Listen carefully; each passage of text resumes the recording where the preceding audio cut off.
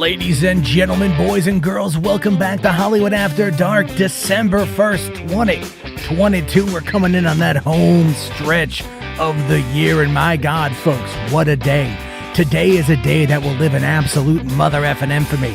We got Guardians, Galaxy, Mando, Indiana Jones, Quantumania, and unfortunately, the Beast War is terrible, but let's talk about it.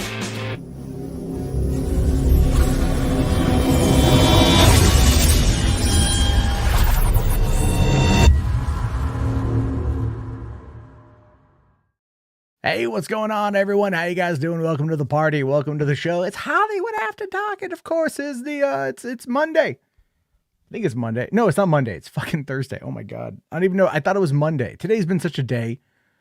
It is. The weather is terrible out here in the Northwest. I almost wrecked my car on a patch of black ice tonight. I wasn't going to stream. I was going to go see Violent Night. I wanted to watch it. There's a 10:40 showing. I was like, I'm gonna go deliver food. I'm going to get out there. I'm going to make my money. I'm going to bring people McDonald's, I guess. And then I'm going to go watch Violent Night. And then my car starts just, and I'm like, it ain't worth it. It ain't worth it to almost die to watch a movie. So I figured I would come home and I'd stream. And of course, tons of things happened today. But if you guys want to know what I'm going to be talking about next over there on Patio Commentary, be sure to check that out, youtube.com, Patio Commentary. I watched Slumberland last night, put up my review. I'm trying a challenge. I'm going to try a challenge where I upload one review a day for the whole month. There's a lot to watch. Troll just dropped on Netflix. There is obviously, I'm behind on Barbarian, VHS, the Hellraiser. There's some horror movies I haven't seen yet. The Mean One comes out next week, I got an email today from, I saw a post on their Facebook, right? Apparently the Mean One is going to Regal next week. It's playing in Regal, not near me. Obviously not near me. This is the problem when you want these movies to go and do well, but they put them in these theaters that are inaccessible to people like me, especially given how bad things are in regards to let's say the weather and stuff. However, Terrifier 2, I didn't see in theaters. I saw VOD. But the thing with Terrifier is it was playing. There was a girl I watched, someone at Spooky Astronauts is a channel, was recommended to me yesterday. And she had seen Terrifier 2. She flew all the way across Australia, 1,600 miles to go and watch that one movie at almost, midnight show. Cause she really wanted to see it. And you know what? I respect the hustle. It's like when I flew the 1,200 miles 1,100 miles really from Seattle to LA to go watch Rise of Skywalker 2 days early. You know what I mean? Just to see it early. Spend all that money. You know what I mean? Anyway, it is definitely a hell of a day today. A lot going on, man. Holy... Outside of CCXP, dude. Outside of CCXP, man. Oh, Lordy. It was a day on entertainment. If you follow entertainment news, especially those who some people believe run entertainment. Oh, they had a day. Joining me to maybe touch upon that a little bit, of course, is Jimbo. What's up, Jimbo? How you doing, buddy? Nothing much. I'm just sorry that you had to do all that effort just to see Rise of Skywalker. It wasn't worth it, dude. It wasn't worth it. Well, flying, getting an invite to go see it early, and getting to see it at the El Capitan and getting there. I didn't get to go to the world premiere. I was one day off from that, right? But when I got to Hollywood Boulevard, they had to still close down for the world premiere. They were tearing it down. So I got to watch them tear down where the red carpet was and everything. Oh yeah, and I hung out with Louis Lecca at the time. Also, there's an echo coming in from your mic, by the way. Yeah. Oh, I forget. So there was I hung out with Louis. I met Chris Gore. It turns out both are terrible people. So if you don't know Chris Gore, I saw this was sent to me last night. I don't even have the image up here, but Chris Gore and Robert Meyer Burnett and Nerdrotic were all hanging out at a burlesque show in LA. And I'm just yeah, it doesn't surprise me that Robert Meyer Burnett hangs out with shitty people even in his free time. You know what I mean? So that part, Wow. I totally, I was like, all right, whatever, man. You know, there was a meme I That's had made about Robert Meyer Burnett a while ago, but I deleted it just because it was mean as fuck. But now I feel like I should bring it back up. I feel like I should bring it up again. dude. I mean, Uh, a lot of stuff has been. A lot of people have been doing some really vile shit recently, and I don't know if you want to even discuss what oh, the has been. Kanye stuff. Dude, he got Kanye. suspended, which is fucking rightfully so. Dude, Like, he got that's just suspended fucking not for the swastika tweet, by the way. really, Not for the swastika really. tweet. He got suspended, as far as I can tell on Twitter, and I could be wrong, but as far as I could tell on Twitter, he got suspended because he had like shown an image of Elon Musk like getting like a shower, right? Of like him getting hosed down on a boat. And he's like, if this is my last tweet, and that could be fake, I have no idea. That could absolutely be fake, but it wouldn't surprise me if it was real. You know, it would not surprise Dude, me. I just don't understand. Like, do you know how like they always have like these documentaries on serial killers and like conversation? Yeah, I watch with a lot this of one? them. Yeah, I'm currently Watch a watching lot of them. them. I think we need one for Kanye West because like it's not like he's committed a crime. It's just he's fucking insane. Like his music is like, you know, it was good like 10 years, 15 years ago. Whenever the fuck that celebration or graduation album came out. I mean, honestly, otherwise it's just been weird shit. I don't Personally, listen to Kanye, so I literally have like no idea. but I like know some of his music. I've heard some of his music, but the one for where the he most part, filmed the music video he filmed with Kim Kardashian, where she was like topless and like on a motorcycle and like humping each other on it. It was just weird. It's just That's Kanye's- crazy. It wasn't like I don't think they're actually doing it, but I wouldn't be surprised on Kanye. But the thing, it's just interesting. Like the guy, like not, he's one of the like he's just like I'm trying to think of like what is the whiskey or drink commercial? It's like the most interesting man in the world. Like they that's should Dos Equis. That's Dos Equis. exactly. Is the most but now that's false the most advertising. interesting man in the world. Yeah, well, Kanye strives to be the most interesting man in the world when in reality he's just another lunatic who's being taken advantage of by people out there who are telling him what he wants to hear, and as a result of that he is just doing more or less doing their bidding, which is very true. I just And, don't think he gives a fuck. I mean, to be honest, mean, the guy's like, set well, for life, but not he well. doesn't- I mean, let's be fair. $75 million of his money was frozen by the IRS, of which he, I think, blames certain, Hasidic individuals yeah, and for that's that what one, led which to is this whole ridiculous. shit show. But it's just like I was watching the Kanye stuff this morning, and I was memeing it like everybody else. You know what I mean? Like I was pumping memes out as fast as I could from my phone.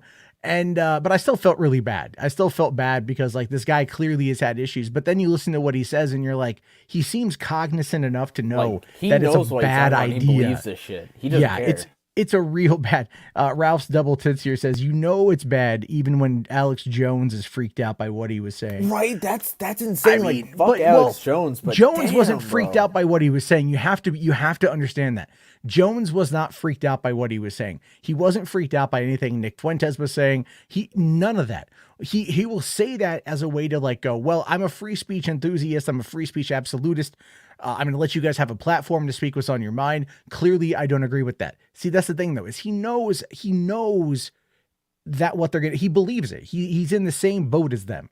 That's the whole thing people got to remember is like, he didn't push back. He might go, well, I disagree. That's not really pushing back. That's just going like, I don't want to get taken down by this, but he's going to use it as a way to sell his supplements in order to gain pop. I mean, everyone's talking about Alex Jones today, and it's not Alex Jones's personality that they're going at.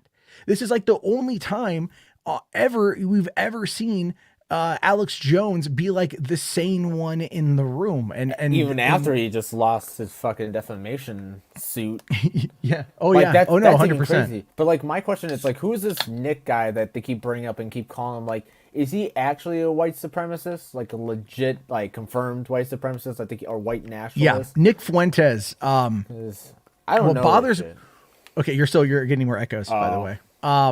The thing with Fuentes is, he started off small, right? He was fringe, talking a lot about like, okay, so he's like 23 and he speaks to a lot of younger guys that are like the 15 to 20 some crowd, right? A lot of guys who So go you. online. I'm kidding. So me, no, yeah, I'm way well past that. But here's the thing: when I was doing the Gamergate stuff, or the anti SJW content, that was a lot of the people that I met. Even H Barts, H Barts was like, he told me, he's like, I started listening to you like when I was 14, and I'm like, that's terrible. Because like the thing is like at the time when you're pushing all this stuff, the culture war, like we talked about this last night. I think Reed was saying the culture war doesn't exist. Oh no, it absolutely does, but it's the right attacking the left.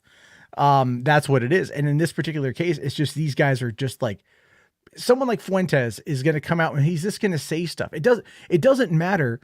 It doesn't matter that Nick Fuentes has been like called out by his former best friend for like hunting okay. So this guy, Jaden, lived with Fuentes. Right. And at one point, Jaden says Fuentes took a UV light to Jaden's bed trying to find cum stains. What? Yeah. Right. Like it's been there is a whole thing with this alt-right supreme fascist named Catboy Cammy, who came out of Australia.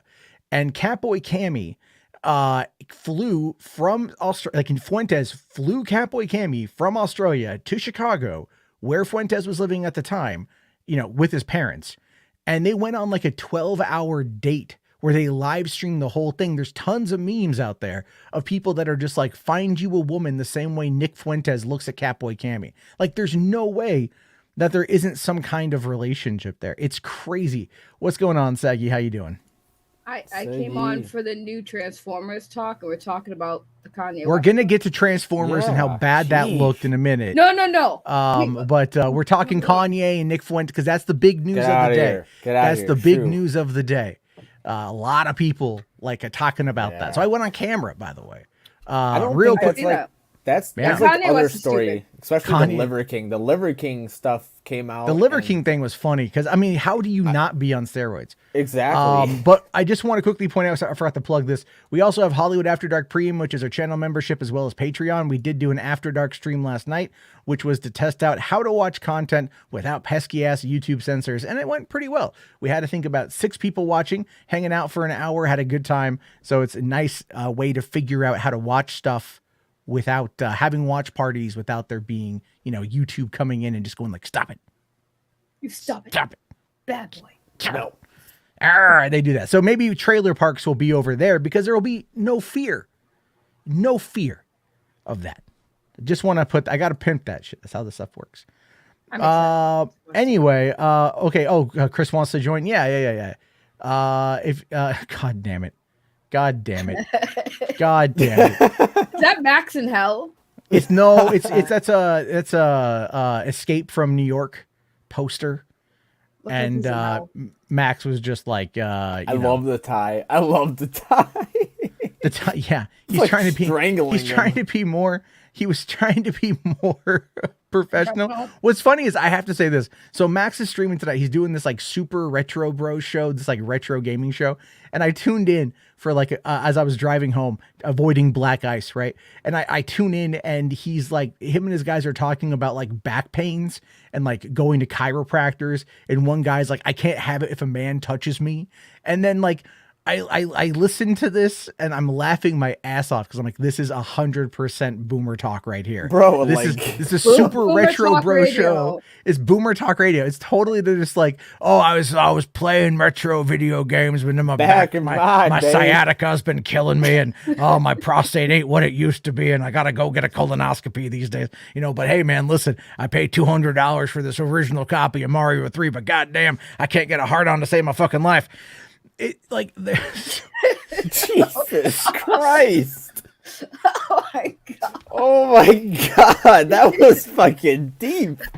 Just like that finger in the colonoscopy, but damn. I'm just saying, like, dude, you get fucking a whole bunch of old guys. A finger in the colonoscopy. Do you not know what a colonoscopy is? Stop. Sorry. It's not a finger. It's a whole friggin' scope, dude. I used to work in the field. I used to be the person who disinfected them. Yummy. It's not that bad, dude. I don't know why it went too far. Listen, I don't know why when people talk about popping each other's assholes. No, listen. Everyone used to think it was a gross job. I'm like, you guys do realize they make you clean yourself out, so there's very rarely anything on it. Although Well, sometimes you so get when you do a colonoscopy, I don't even know why the fuck. Last night we spent 20 minutes talking about circumcision. So anyway, when you do a colonoscopy, you drink this colon blow. Essentially, you drink. You can only have like a liquid diet for like 12 hours, and my you dad drink this literally just sludge. did this. No. You got to get it out of you. It's not. So you have to stop eating and drinking after a certain time, and yeah, you have to down like 2, depending on what it is. I think most of them are like two bottles of stuff that cleans you out. So basically, you're on the toilet all night. I know my dad. Every time he gets a colonoscopy, he's just like, I gotta drink this shit again. I'm just, it's disgusting. My dad absolutely hated it. Like, he's probably gonna kill me if he ever found out I was talking about this. Is this our Super Retro Bro show? What the fuck is going on? By the way, for all of you older gentlemen, listening, if you ever have to have colonoscopy, here's a trick: Crystal Light. Put the Crystal Light in the mixture drink. It makes it taste a little bit better. Here's another little trick. If you happen to be of an elder age and you're having trouble getting it up, you don't need ED pills. Just put one finger up and point to the left. Milk that prostate. Anyway, that's your medical tip from Juan. What's up, Chris? How you doing, buddy? Pretty good. I learned just now how to, milk my prostate. So I'm in. There you go, man. You got, right. I think Dr. Oz said too that if you have 200 orgasms a year, you can reduce your physiological age by about 6 years. So 200 orgasms a year. I once read that after the age of 35, you want to have at least one orgasm a day to help keep your prostate fresh. I don't quite know, but I just use it as a way to. I'm just saying. Yeah. Like someone's gonna be like, all right, Jimbo's like 19 or whatever. What are you? How old 21. Are you? You're 21. You have no idea. Yeah, like you look at a pair of cleavage and you're fucking ready to go. The rest of us are just like, hey, all right. If you want to, you know what I mean? It's just like that's not me personally. I have no problem, but it's just other guys at this point. I just want to remind everyone, I simply came on here to talk about the new Beast Transformers movie. Hey, we'll talk about another type of beast segment. But before Maddie buries the lead, but before we talk about there was multiple leads. I want to say this much, okay? Speaking of prostates, all right? That's how I started. When Alex Jones is the voice of reason in a conversation, an interview has gone off the fucking rails. Dude. When Alex Jones is the voice of reason, okay. Do you see how uncomfortable he was? He was so uncomfortable. I'm like, bro, when you make Alex Jones feel uncomfortable, that's a sight. It is safe to say that Kanye was already a dissipating light when it came to his career. Dude. He ruined his entire career today. It's Kanye, over. yes, it's Kanye. Over. Here's the thing. Here's the thing. Yes, Alex Jones was a voice of reason, which even then, if you listen to what Alex Jones says, it wasn't reasonable. It was just less crazy than what Kanye was saying. But at the same time, Kanye has got like 30 million followers on Insta or whatever. Like he's fine. Here's what's going to happen with Kanye. This is going to burn out, right? Kanye's presidential run, eventually all of the news cycle, they're going to move on. And the presidential, run is going to go down. The campaign's going to die. It's never going to get off the ground, right? It was never going to get off the ground anyway, Matt. It's never. But the thing is, though, people like Milo Yiannopoulos, who I do know, and I have talked to before. It's been years, but we were rolling in Gamergate back in the day, and I know what kind of conniving piece of shit he is. He's going to get what he wants, which is to hurt Trump, and then to regain his relevance with a new crowd. If they can reinvigorate the right, which is what Fuentes wants, that's what they're going to do. And the thing with it you have to remember is that, like Kanye, once Kanye is out of the picture, because his relevancy will only last so far. Once he's out of the picture, he'll just go mental breakdown. I was suffering from all of these issues. I'm now going to rehab. I'm now getting, there will be a redemption arc for Ye. Because the thing is it doesn't fucking matter how bad the celebrity is. There will always be a pathway back. I don't know. This is dark subject material. This is dark shit. Don't get me wrong. And he's so fucking stupid. But the thing is, though, if enough people just go, he's having mental problems, and they back that play, it will eventually be like, oh, Kanye, that was just a Kanye situation. I honestly We're think moving it was back. I honestly think it was. I think he's fucking. Yeah, he's mental. He's mental, but that's gonna be his way back. His way back will be that angle, and that's only once those guys. Now, here's the thing: I'm just gonna say it. Either Kanye is gonna kill himself in the next year, or he'll go to rehab, and this will be behind. I'm saying that because when you go as far as he went today, there is only a couple areas left you can go. Did you watch it all, Maddie? I did. Did you hear the slanderous jokes about change in the pocket and waving a penny under? Yeah, no. I mean, I've heard all that shit. This about it. I don't even want to talk about the thing that is, the shit. thing, I'm not defending Kanye or I'm defending this. What I'm saying is, like, look, you have to understand this from a media perspective, right? Like, everyone, like, the thing is this is an unwell situation. Okay, that he's clearly being used by Milo and by Alex Jones and by Nick Fuentes. And if you know anything about those individuals, you know which master they serve and you know what it is they're trying to do. So he has got the get out of jail free card down the road of going, I was just fucked. He's carrying a Bible with him everywhere he goes. Well, no, and he even admitted though, yeah, he had the thing, but he even admitted in the interview today that like he fucked up his own marriage. That he fucked up his marriage to Kim.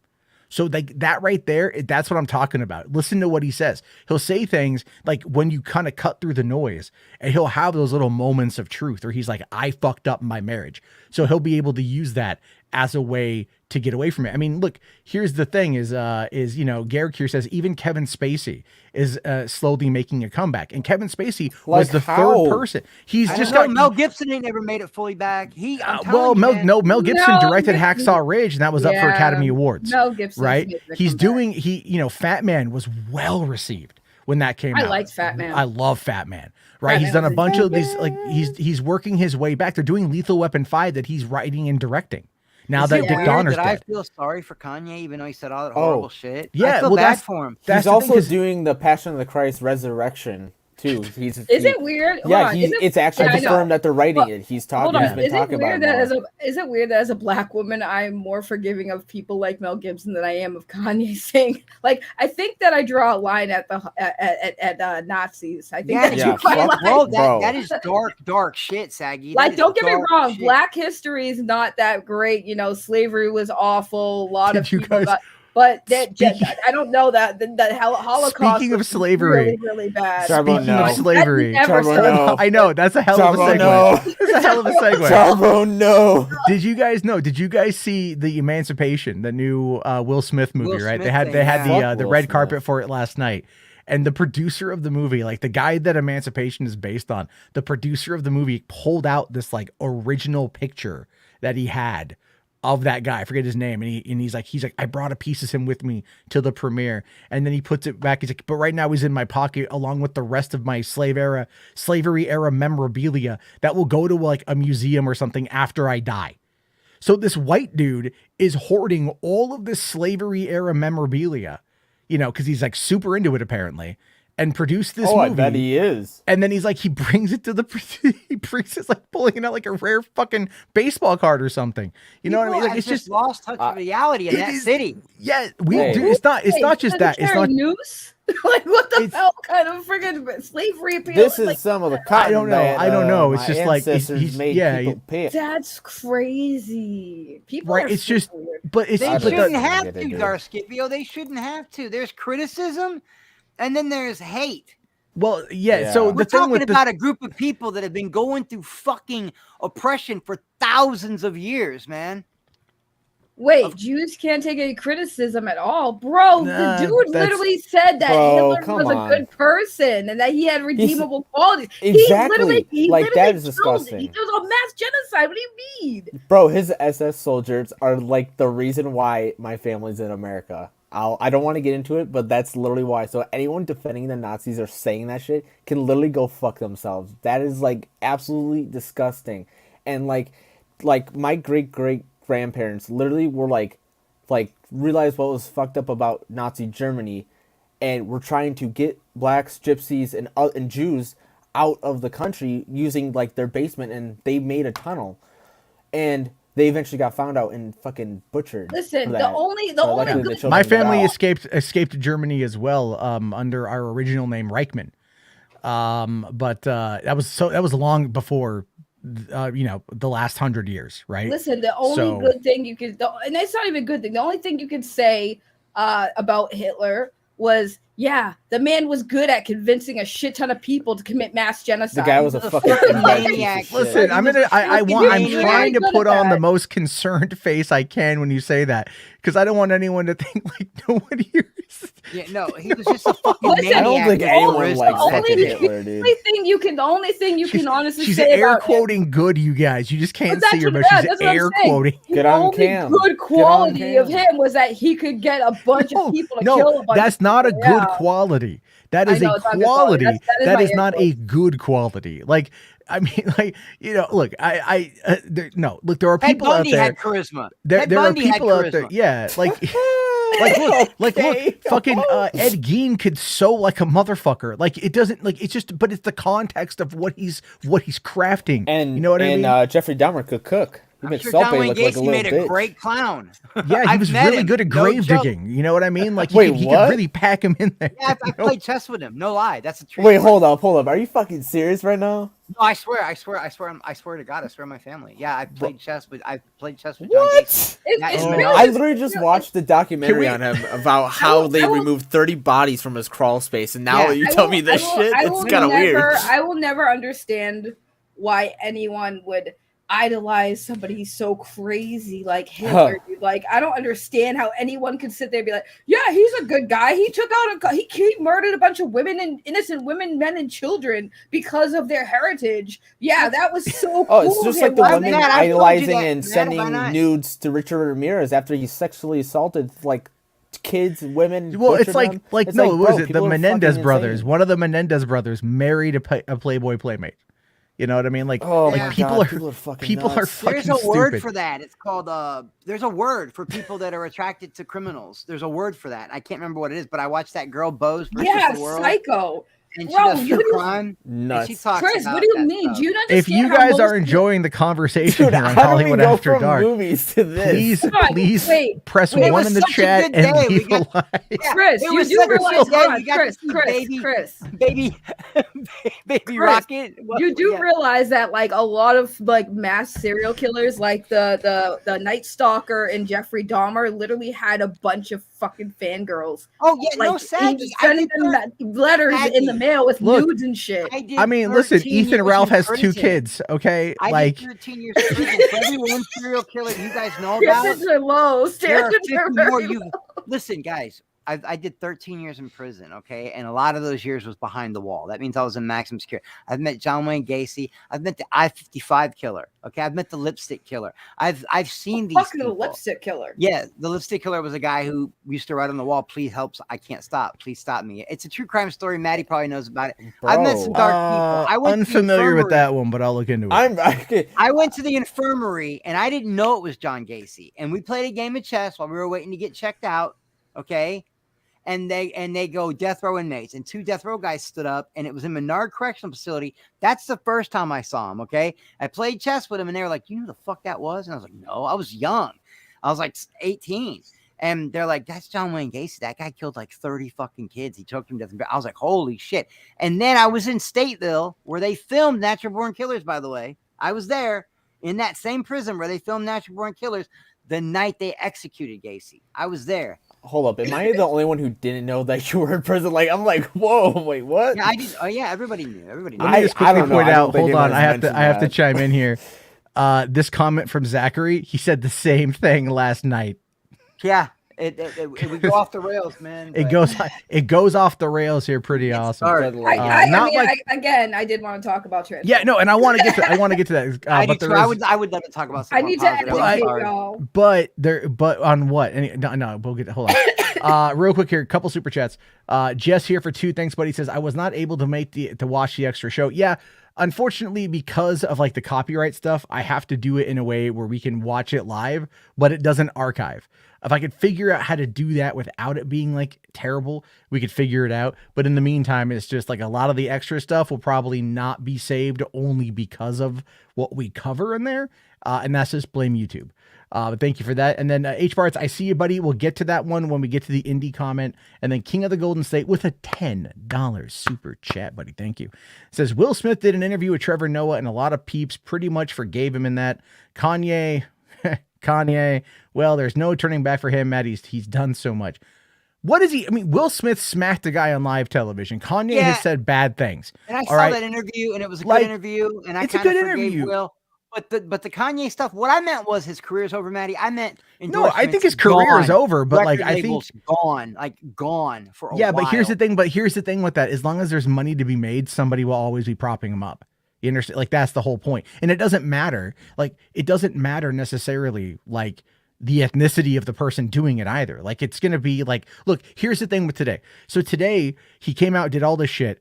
And then Parler was like, we don't want to sell you Parler anymore, Kanye. They killed the deal. Well, he went pure Farrakhan, bro. He did. Oh no, he totally did. But Parler was where they also co-organized the January 6th insurrection. And those guys are like, that's a step too far. Sedition, treason, conspiracy. Oh, baby. Yeah, we're all about that. Rub the nips. Oh, 100%. But then you get into fucking, the other shit and they're like, that's a step too far.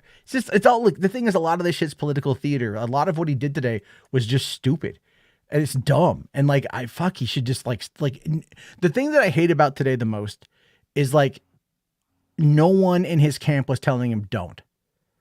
I don't think he has everyone there. I think everyone has pretty much.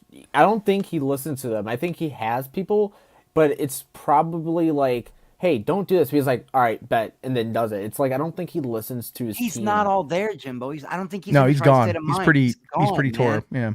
I texted Vito and I was like, Vito, are you seeing this shit? And Vito was like, I'm streaming this shit, and I went and saw it, and Vito was streaming it. Yeah, I was like watching it on my phone and I'm just like waking up going, what the fuck is going on? It's just ridiculous. Yeah, Tails here says he's a lot of yes men, which is absolutely true. And I mean, well, Spherical Man makes a great point. Anyone who has told him no, he cut ties with, and then that's a fair assessment. I just want to know, like I get it, like it's Kanye, but I want to like, how does this affecting his kids? How's this going to affect them growing up when they kind of get more heavy into the internet and growing up and they have schoolmates that are asking what's up with their dad? Like Matt said, he's going to do. Listen, he's going to do the apology tour. He's going to do the redemption arc, and he's going to feel that, and in the end, he'll either be the same person or be full of shit, but people will stay with him. I think. I mean, we've all had to do a redemption arc. I watched Matt literally do one. I watched it. You know what I mean? Over the years, like but there's varying degrees. Like I was an idiot and flagged people. I wasn't out there going like, let me tell you guys about the Holocaust. Yeah, right. Look, I will say dumb things. Okay, I've said very dumb things. That's something. No, it's really close to home with me because growing up in Chicago and then living in New York 2 years, I have a lot of Israeli friends. You know what I mean? That have seen way worse shit than we can imagine. Yeah. And when it comes to that side of things, like that, like I try not to. Geopolitics are not something I genuinely try to like get involved in, mostly because I'm a gringo from the West Coast of America. Exactly, so I'm the same way. The fuck do I know, right? But like, and I try to keep a lot of my own shit. Fuck it, I guess you could say in house, so to speak. There we go.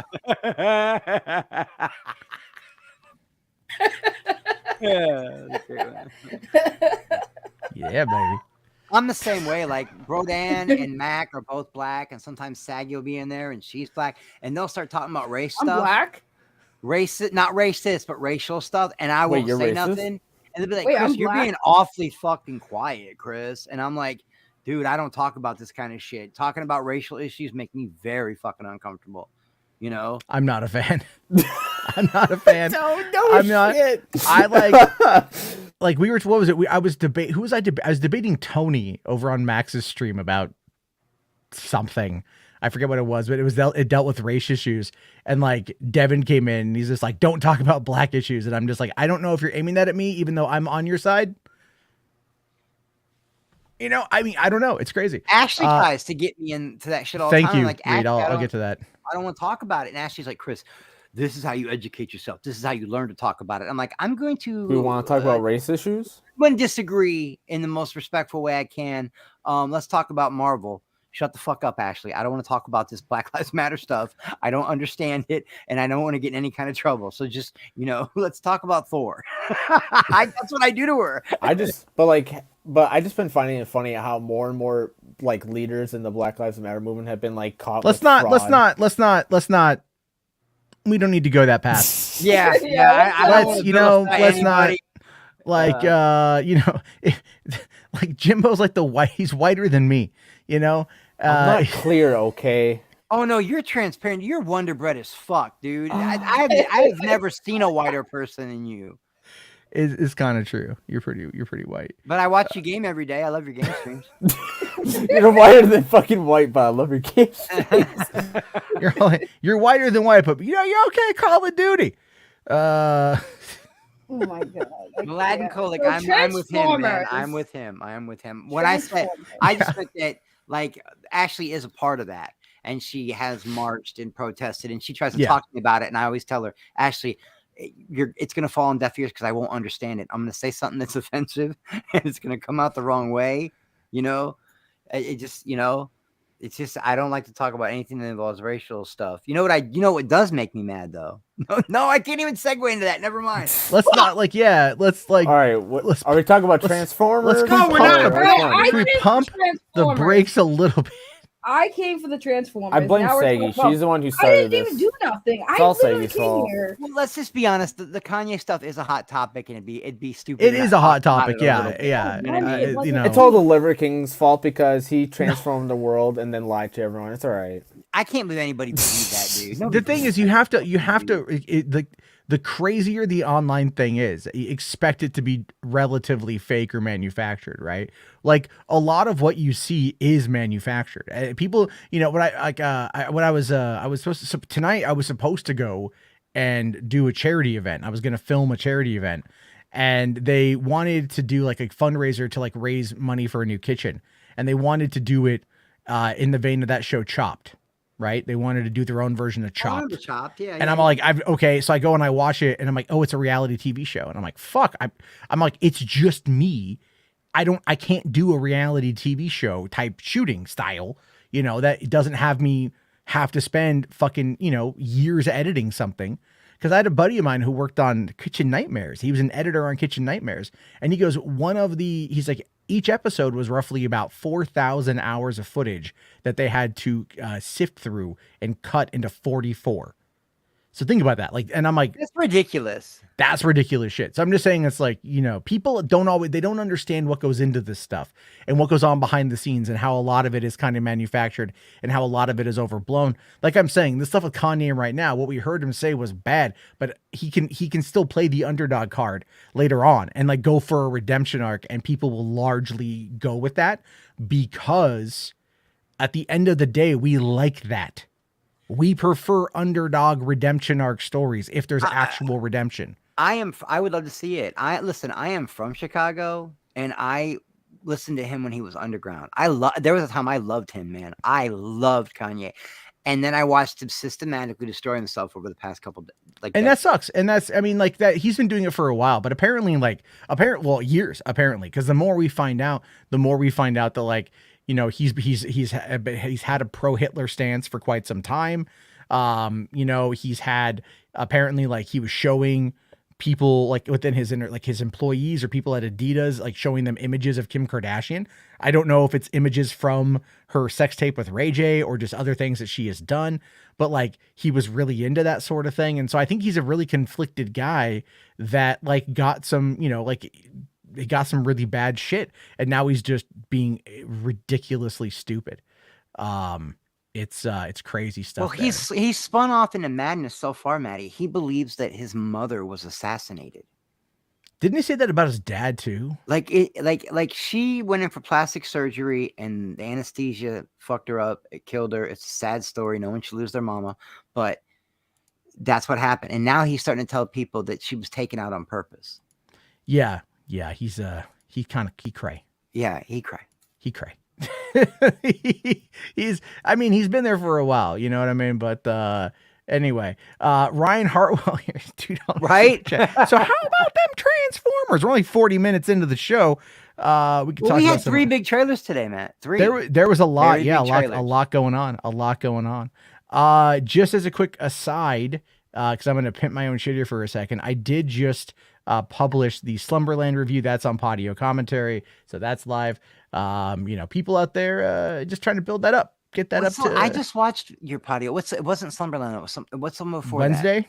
Wednesday, yeah, and that got good. me interested into the show. That got me really interested. Yeah, my sister, I didn't even know my sister watches my stuff, and she was all like, she sent me a message today. She's like, "Oh, I really enjoyed Wednesday. I saw your review," and I'm just like, "Okay."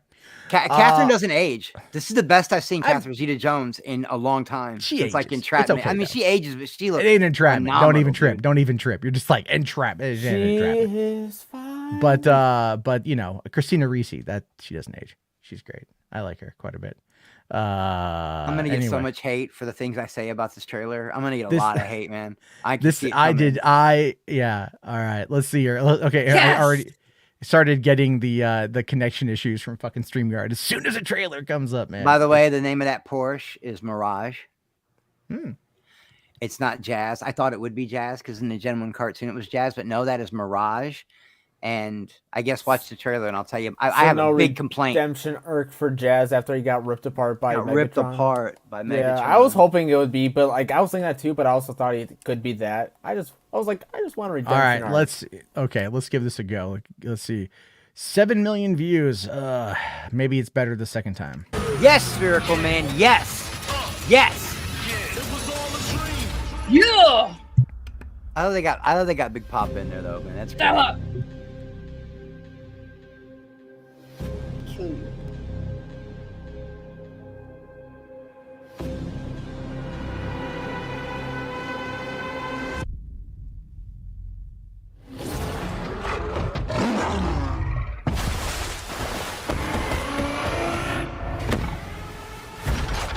Stand down. I'm not the one to fear, Prime. There is a darkness coming.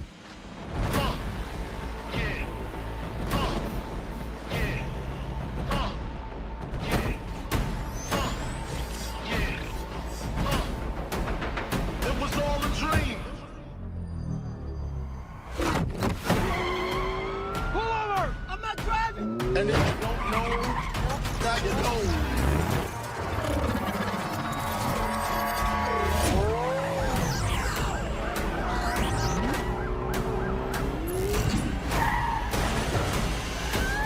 Grand love is the Brooklyn way.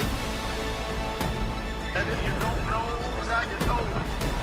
I'm blowing up like you thought I would. Call the clip, same number, same hood. It's all good. RC baby. All the threats Yeah.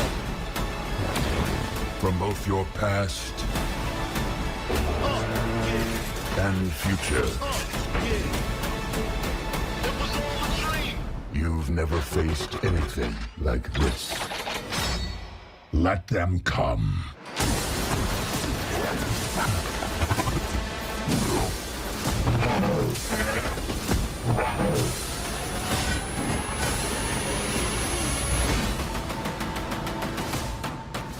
And if you don't know, now you know.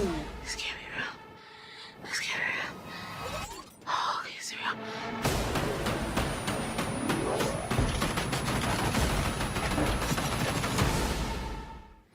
The comeback for Transformers. Let's go, baby. I has opinions, okay? I has. First of all, I didn't watch Beast Wars. I love that. Then shut up.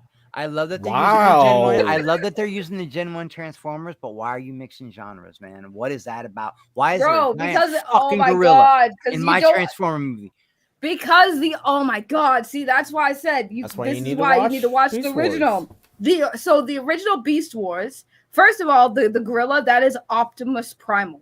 Okay, Yeah. So the Primals were basically the Autobots. So they are direct descendants of the current Autobots. No, I know the lore, Saggy. I just don't know why they're mixing That's genres. why Are they going to Because face climb is they the literally same. explained in the trailer. The guy, the Optimus Primal, literally said, "You have history. There is lore, this history from your ancestors that you don't know about." So this is obviously them talking about the Beast Wars. That the Predacons are coming back. The Predacons who are direct descendants of the Decepticons. So that's what he's saying is that the Predacons were worse of a threat than the current Decepticons. But I heard that's it wasn't the Predacons, Saggy. I heard it was the other ones from Scourge. The ones that Scourge was in charge of. Could have been. I heard. But either way, it's about the history because the primals are direct descendants of the Autobots. And can I say, I love how RC looks. I love that. Oh, I love how Mirage design. looks. The one cool scene with Bumblebee all trimmed out in off-road gear and he's riding next to the cheetah. That was pretty dope. But here's another complaint, okay? They're never going to recapture that magic, even though people don't like Michael Bay. That first one, they're never going to recapture that magic of Sam and Bumblebee. So why are they trying to like refabricate it with this new kid and Mirage? That was literally shot for shot the same shit Sam did when he met Bumblebee. Oh my God, the car's driving itself. Oh, look at this Autobot symbol on the steering wheel. Oh, I stole it. It's so lazy. Either way, I'm happy they're bringing the Beast Wars characters. I like seeing Cheetah. We saw Cheetor, Rhinor, or whatever the hell his name was. I don't remember it so long ago. But the one thing I'm curious about, because I think Caden brought it up, is that they said something about the enemies being a bunch of reptiles.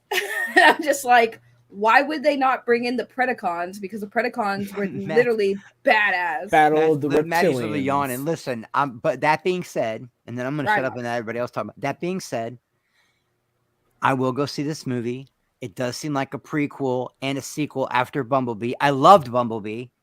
I loved that movie, and the living room scene is a little cringe, but I will go see it. I will pay my money. I will support this movie. I hope the next trailer gets better, but I am really kind of disappointed in like.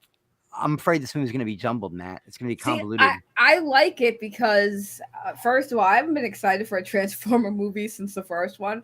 Even though I get what Matt was saying earlier, that like the graphics looked a little like, but I mean, it's not the worst thing. I like the new designs of the beast machines, the beast modes. No, they look cool. They look 100 times better than the original. Like Cheetor was literally like yellow and blue. What the fuck are they doing there? They're millions of years old. Like, are they setting up war for Cybertron? What are they doing? What do you mean? Yeah, of course. What do you mean? They're robots. Of course they could live for millennia, dude. And the Beast Wars, like all of them for the most part, most of them survived. Like all the Optimus Primal obviously survived, but yeah, Beast Wars was like legit. I just wasn't a Beast Wars fan. I thought it was dumb to have robots turn into monkeys. No, I just never was a big Beast Wars fan. Wait, hold on. What do you mean it was stupid? It was literally dated back before humans were on the fucking Earth. That's why for Cybertron. Like the intro to Bumblebee was like you do understand. Awesome, bro. Hold on, but you do understand, Chris, that the reason why they're in beast form is because they were on the Earth before humans. There were no cars, there were no vehicles for them to like copy to transform into, so they transformed into the local land. Why were they? Animals. Yeah, but the Transformers did that. Robots in disguise. They only turned into cars and stuff so that they could hide in plain sight. If you're back in the dinosaur era, there's no reason to fucking hide. There's no reason to transform into anything. Yes, they wanted to adapt to their environment. Yes, that's literally what they needed to do. I hope Unicron comes down and murks all their asses. There. Yes, bro, and like Plushy DX said, it was to shield them from. Yes, it was to shield them. That's why they transform into earthly creatures and. I'm gonna take y'all's word for it because I only know the lore, but I don't know the story, like all of it behind the Beast Wars. This is the thing that's disappointing with you is that Beast Wars had a very real, like their story. That storyline was amazing. Okay, fine, and work on that later, or make that a whole separate movie with just the Beast. I want a Gen 1 Transformers movie like Bumblebee. That's what I want.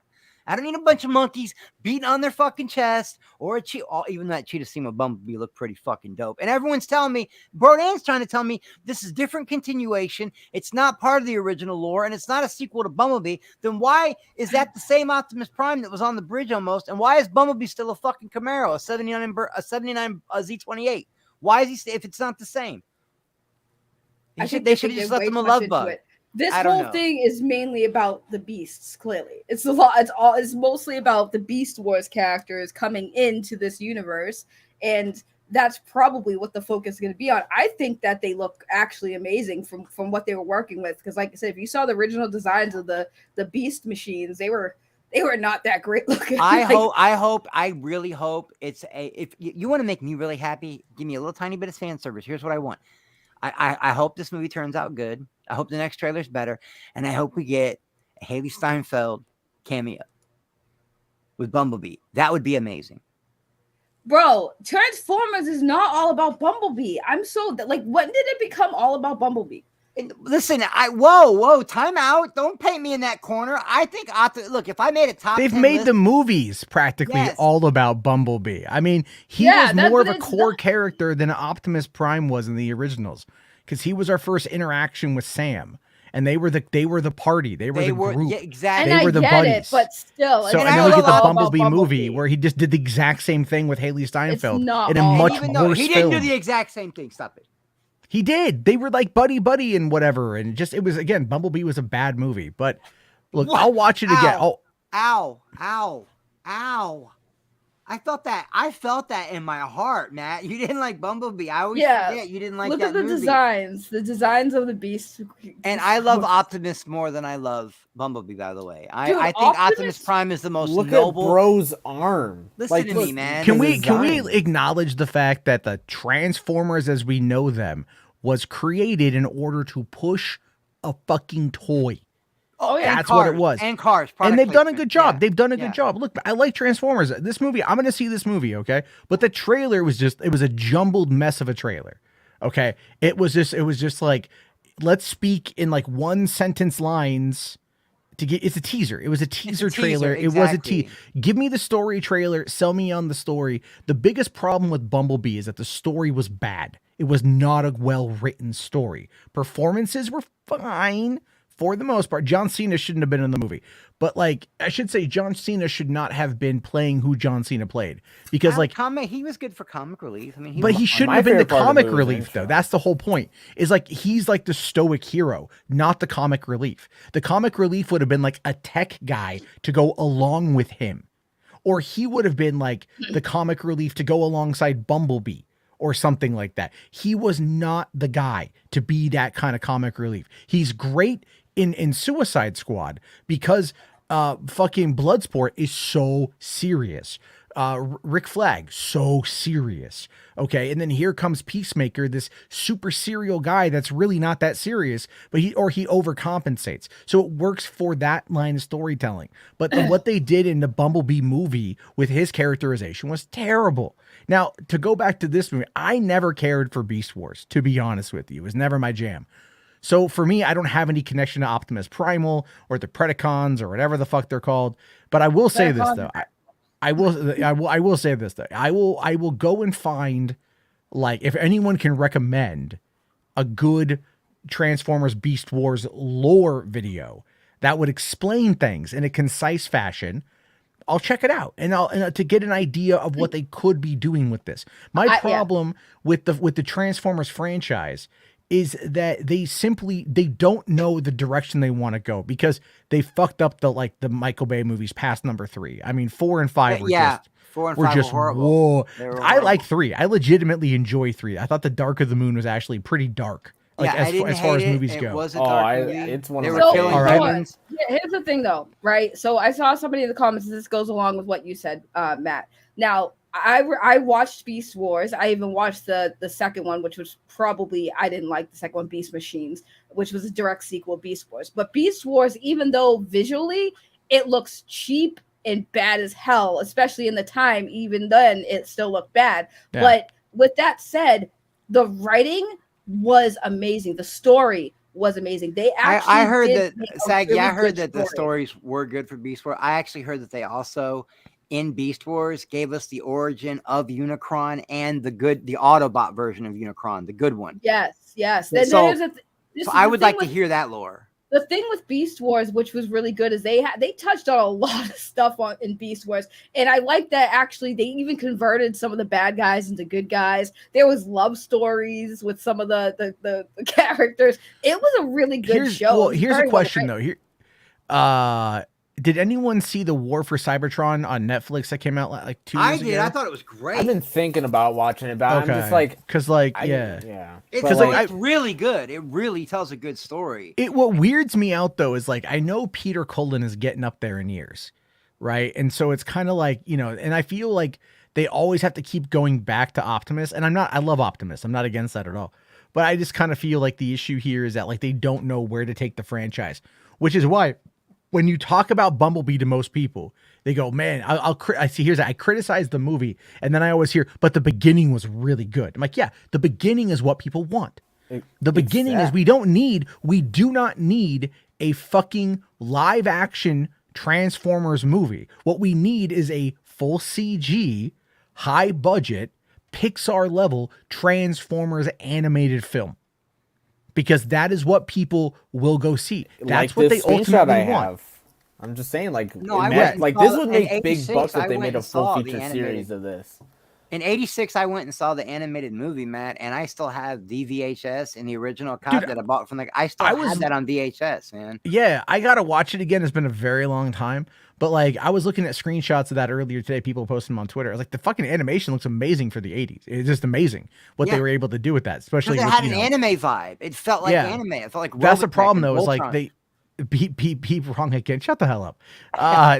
No, Tails here says, I don't want that. I want live action. Why? Well, why? So hold on. Why do you want live action as something that so clearly would be better given the animated aspect of it? Right? Like because if but why? Because but why? It's like a guilty pleasure, and it's nice to see first of all, I like to see live action adaptations of things that are animated, mainly because it's nice to see how far we've come as far as technology. Like, it's nice to have that challenge to see if they could take something that was, animated, which is much easier to make a show because you can draw anything in an anime. It's nice to see live action just to see how they can use the special effects and make it work, to make it as realistic as possible. That's why I don't mind it. It's the same as wanting to see Spider-Man swing through New York. Right. It's the same thing. Yeah, it's kind of just like it's not that like I want to see it, I need to see it. Like, yeah, both will work, but I like to see what we can do with technology to make things like a Transformers live action, because that to me shows like real skill and talent there. Like, for Christ's sakes, we're deep faking people now. Like, you can bring somebody back from the dead now. Like, we have friggin' virtual concerts where you're having shows where it looks like Tupac is on stage. Like, the technology is really why people really like to see these live action adaptations. They might not be the best. Well, I'm just saying, it's really fascinating. That's why, like, I don't mind them doing both. But yeah, I like the live actions because it's nice to see. I'm telling you, if they would do an animated movie, I saw the chat said that they're doing it for 2024. I just feel like we've had so many live action Transformers movies since 2007. Clearly there's an issue here when it comes to storytelling, when it comes to a lot of things. Like the effects in Beast Wars, I know that the effects aren't done yet, but Paramount, when they put this movie out there, or when this movie went into development, Paramount was literally what felt like on their last legs. So I have a feeling that Skydance is going to cut some serious ass corners when it comes to the visual effects on this movie because of the budget. What is the budget? Does anyone know? I'm not too sure what the budget. Let me see here. Yeah, what's Transformers, Beast War, or well. Oh, that's also a good point that the chat's bringing up too, which I didn't even think about. Is like, it is nice, like 200 million. My bad. Maybe. Wow, 200 million, and it doesn't look very good. Yeah. Well, my thing is like, but it's also the first trailer. So yeah, another thing too is like, yeah, like this is our childhood, right? So when we get older, it's nice to kind of go back and have like a more adult-like version of something that we liked as a kid, as long as it's done right. But you're right, the storytelling is a big part of it. And I have to agree with Chris. I probably would have preferred a little bit more of like just the original Beast Wars story live action, because again, that story was great. But to sum that whole story up in just a movie, or even half of that story up in a movie, would be very lazy and probably not be good. So I kind of like that they're just bringing them back to kind of add to the Transformers franchise. I mean, yeah, that's all. I'm excited for it. It was a huge part of my life growing up, Matt. Like the three biggest part: G.I. Joe, Transformers, and Star Wars. See, for me, it was Turtles. Turtles was my big thing in the 80s. And how excited were you in 1990 when you got that live action movie? Came out on my birthday, baby. See, 1 and 2 came out on my birthday. We need another Ninja and Turtles. then the year after that, or in like 2 years after that, 'cause it was 90, 91, and then 93, right around the same time, was Mario Brothers, man. And I love that fucking movie. So that's Jason Neese. What's the other group? There's the Predacons, and then there's Scourge. He runs somebody else. There's another group of bad. They're not Decepticons. They're called something else. They're not the Predacons. They're something else. Scourge runs. I them, never and wrote can't a think of their names. Transformers fanfic. Yeah, that's not what you said. Dude, said I'm in just the waiting. group I'm chat. waiting for Tumblr for this movie to hit The Tumblr. Terracons. Thank you. Bro. Right. The Terracons. People are going to man. be upset. Matt, you're lying. Just like you lied about the 3 a.m. challenges and that being a part of your channel, you're lying about the fanfic. You told us last night, like in the after show, if you were there, the 6 people were there before he ended, that he You weren't creates in a the fanfic. after show. You're not a fucking member. Stop. Wait, I know who hold was on. there. I can see a list. Do you know what annoys me about Teenage Mutant Ninja Turtles, by the way, since everyone's talking about it? I don't want to hear what the fuck she has to say. I muted her ass. Who'd you mute? Wow. Saggy. She's like, I know what annoys me about Ninja Turtles. Nothing. No, 'cause you're not feel like that's kinda racist, no. though. I was no. I'm talking about the new. I That's- love the that's- old schools. Listen, I'm the only one Racial who tensions. liked Teenage Mutant Ninja Turtles 3. Okay, when they went back to Japan. No, It's you're not the guilty only one.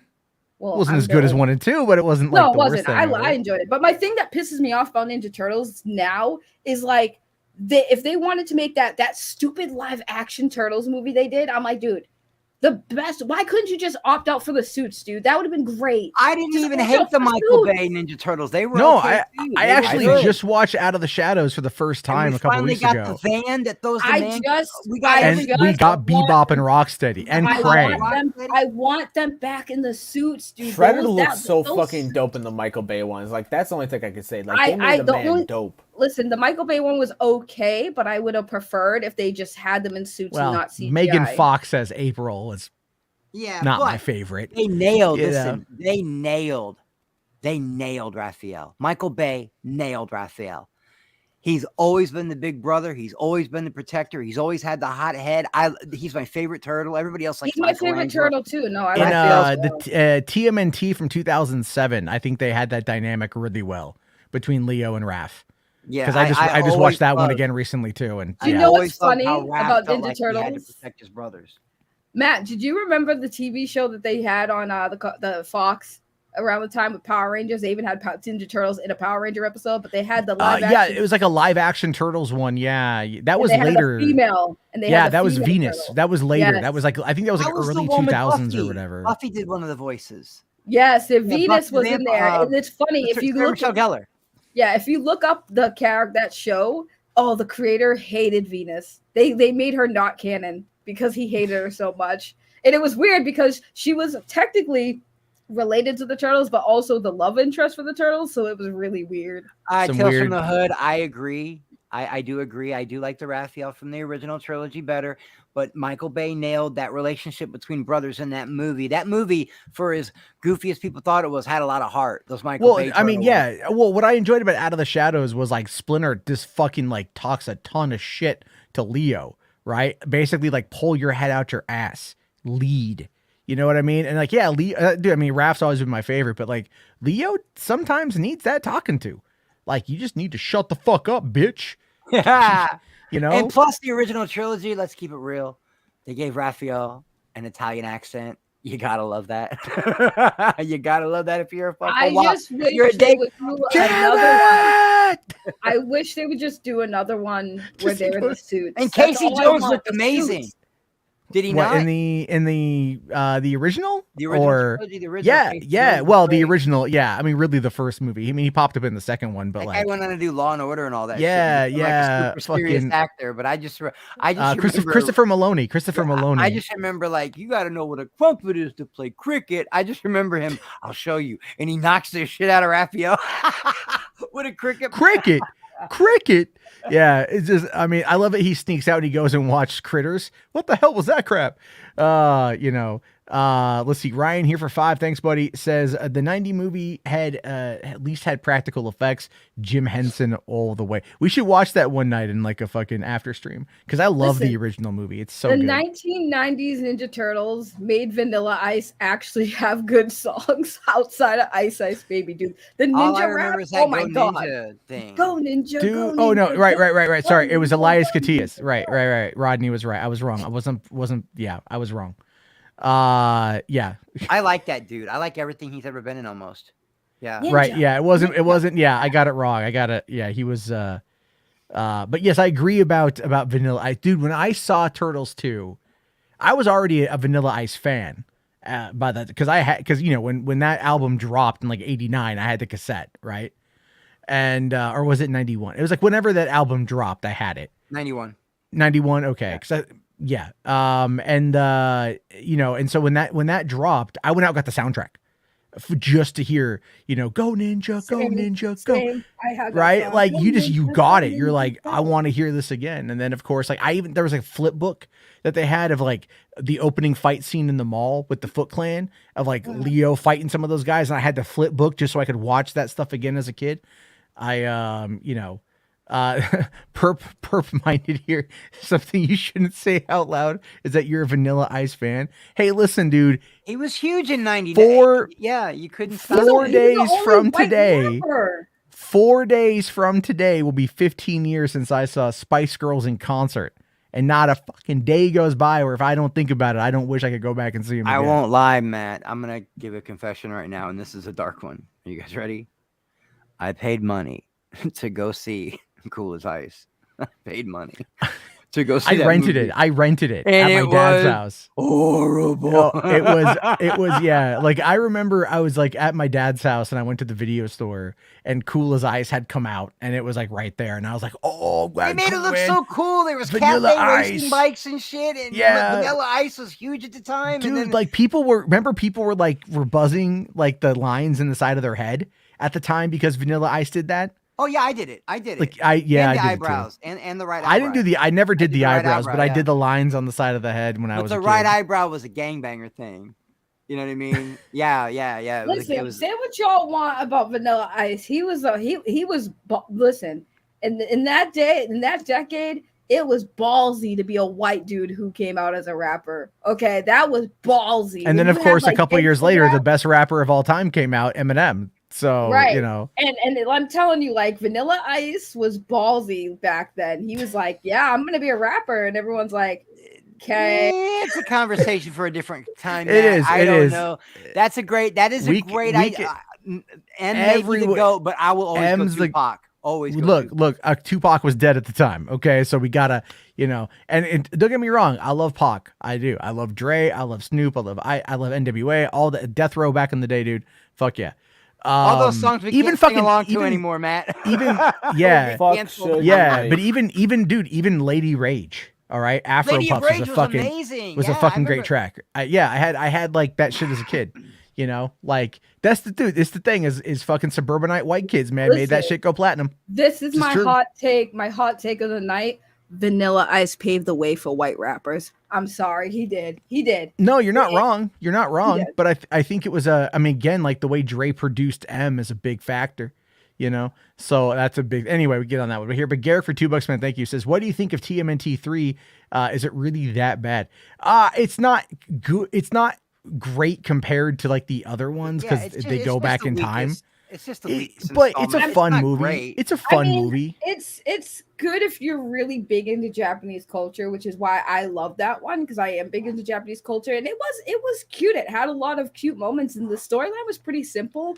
Yes, Sifu Hot Man, Saggy is wrong. I do agree with you. The first white rappers to really put white rap on the map were the Beastie Boys. But can you really classify Beastie Boys as rap? Well, they though? started as a punk band and they went into metal rap. Okay. But I'm License just to Ill saying, you was know, yeah. I mean, Vanilla Ice was still.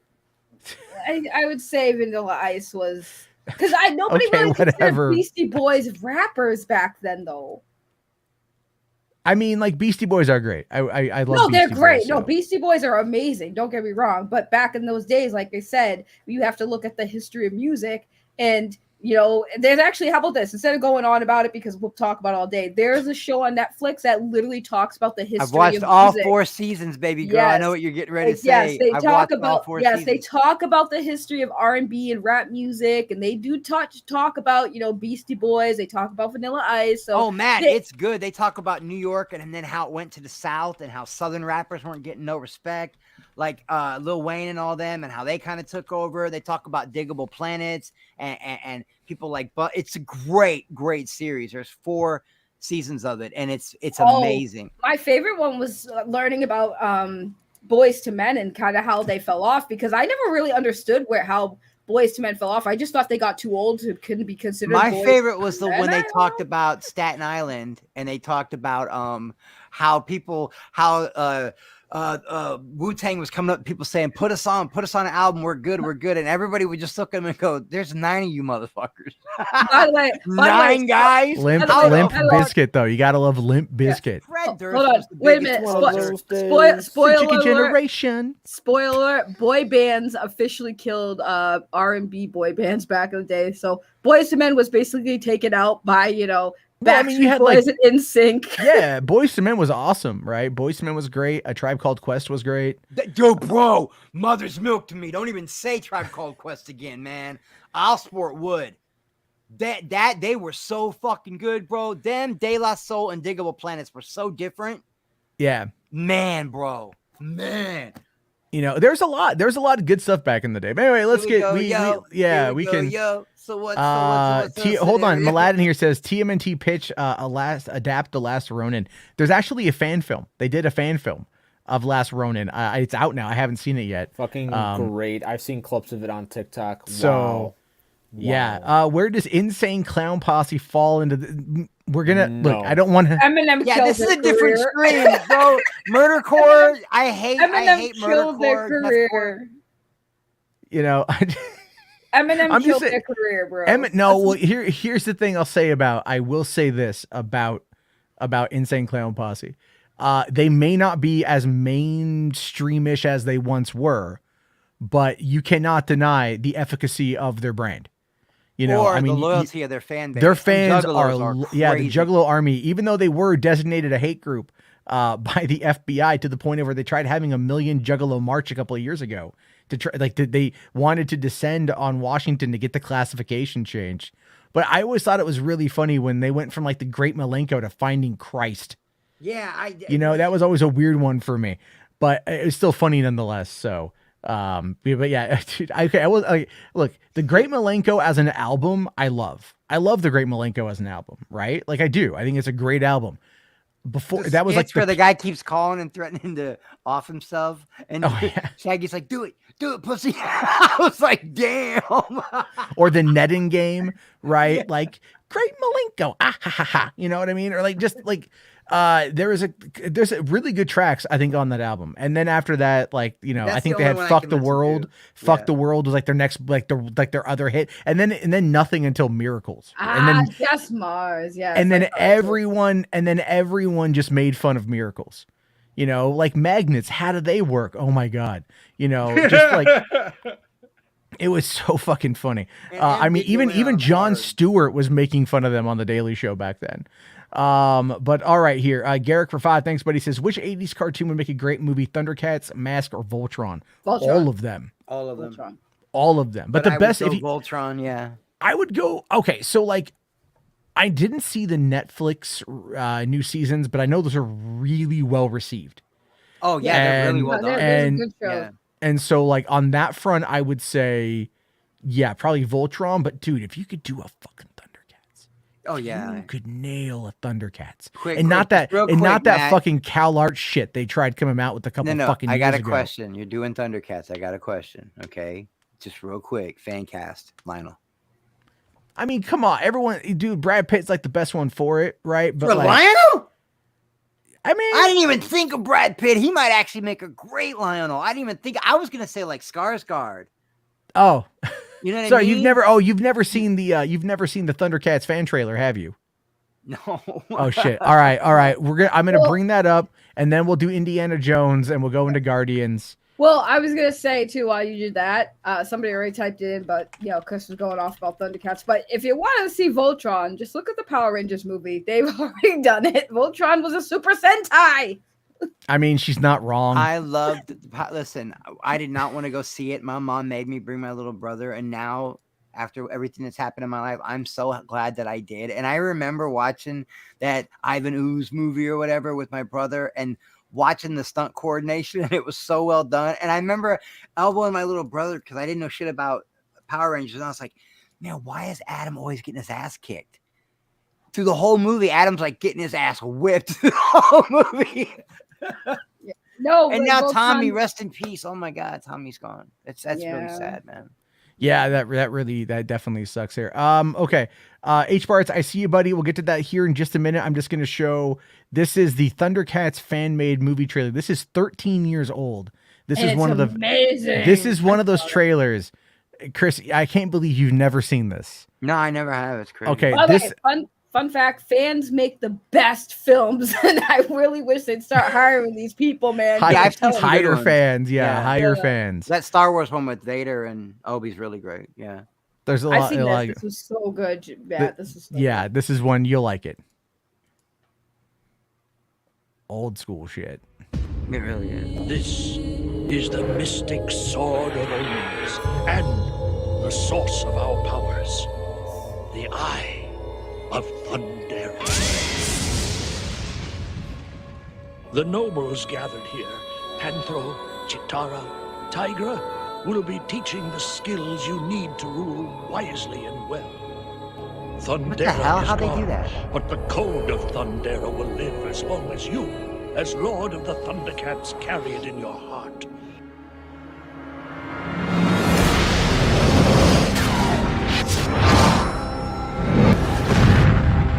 Lord Lion-O spent 10 galacto years in a suspension capsule. He grew in size, but he did not grow up. I'm not a kid anymore. Knew I wasn't going to like this year. We stand together. Are you with me? Let no man forget how menacing we are. We are lions. Thunder! Damn. Thunder! Thunder! Thundercats!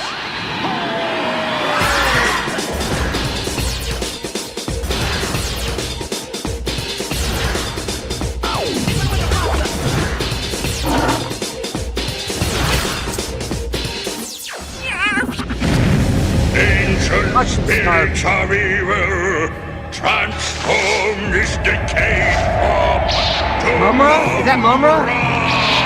the ever-living! Arm yourselves. Lionel's in trouble. Before my time is done, I will look down on your corpse and smile.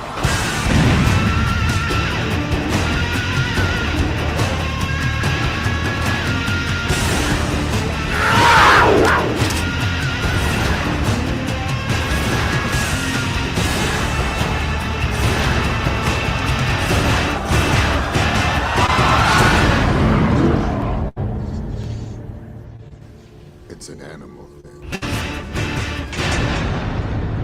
I would go see that. I just want to point out that this is how you know, and this is not like they hired people to do this.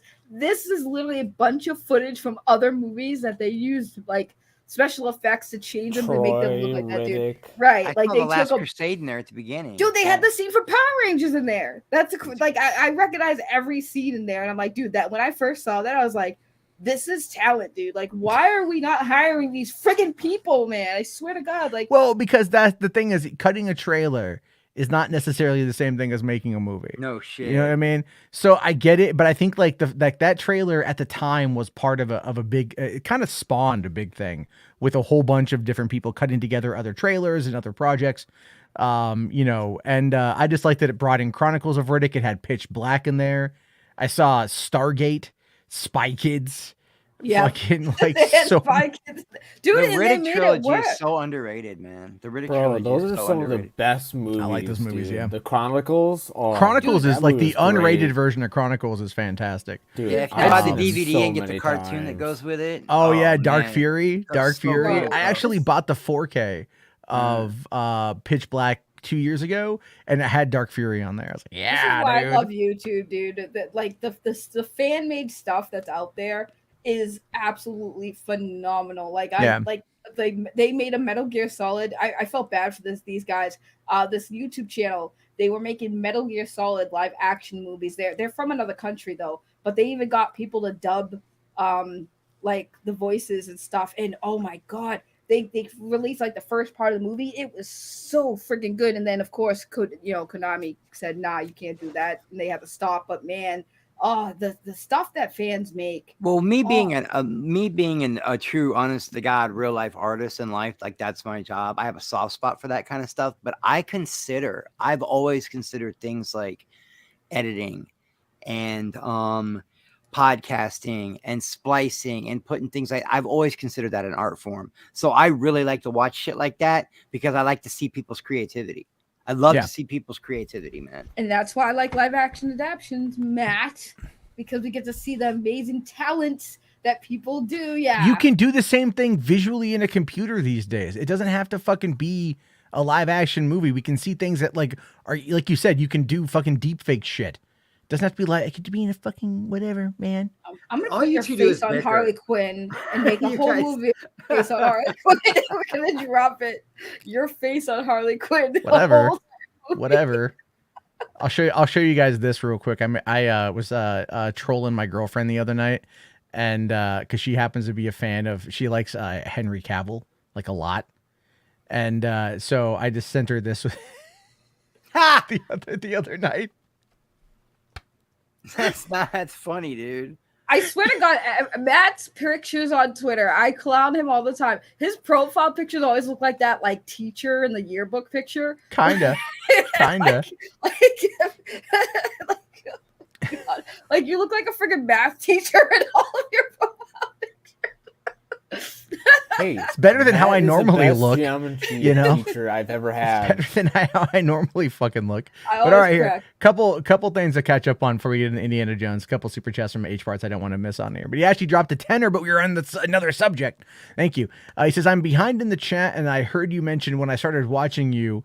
I started watching you after I left a hate-filled YouTube community that has thankfully collapsed now. Okay, so H Barts has left some sketchy sides of YouTube, bad faith actors, found his way here to us, the good people, the good kind of people. Now, H Barts is a really solid guy, and I'm glad that he has left behind a very toxic landscape of bullshit to come over here to this less toxic landscape of bullshit. He's one of my favorite people. Yeah, he's a solid dude. H Barts is the legend of YouTube. We're too good for him. Or sorry, he's too good for us. He's very good. That's quite good. Thank you for that, H Barts. And then he also says here, thoughts on the DM he sent me yesterday, which of course is this one right here. If you haven't following anything with the Rings of Power, it turns out that they recast the lead orc, the Uruk. Ben Stark. Not Ben Stark. Adar has been recast and will now be played by Sam Hazeldine. I don't know why the guy left. The guy who was playing him, I thought he did a fantastic job. I loved his interaction with Galadriel in the season.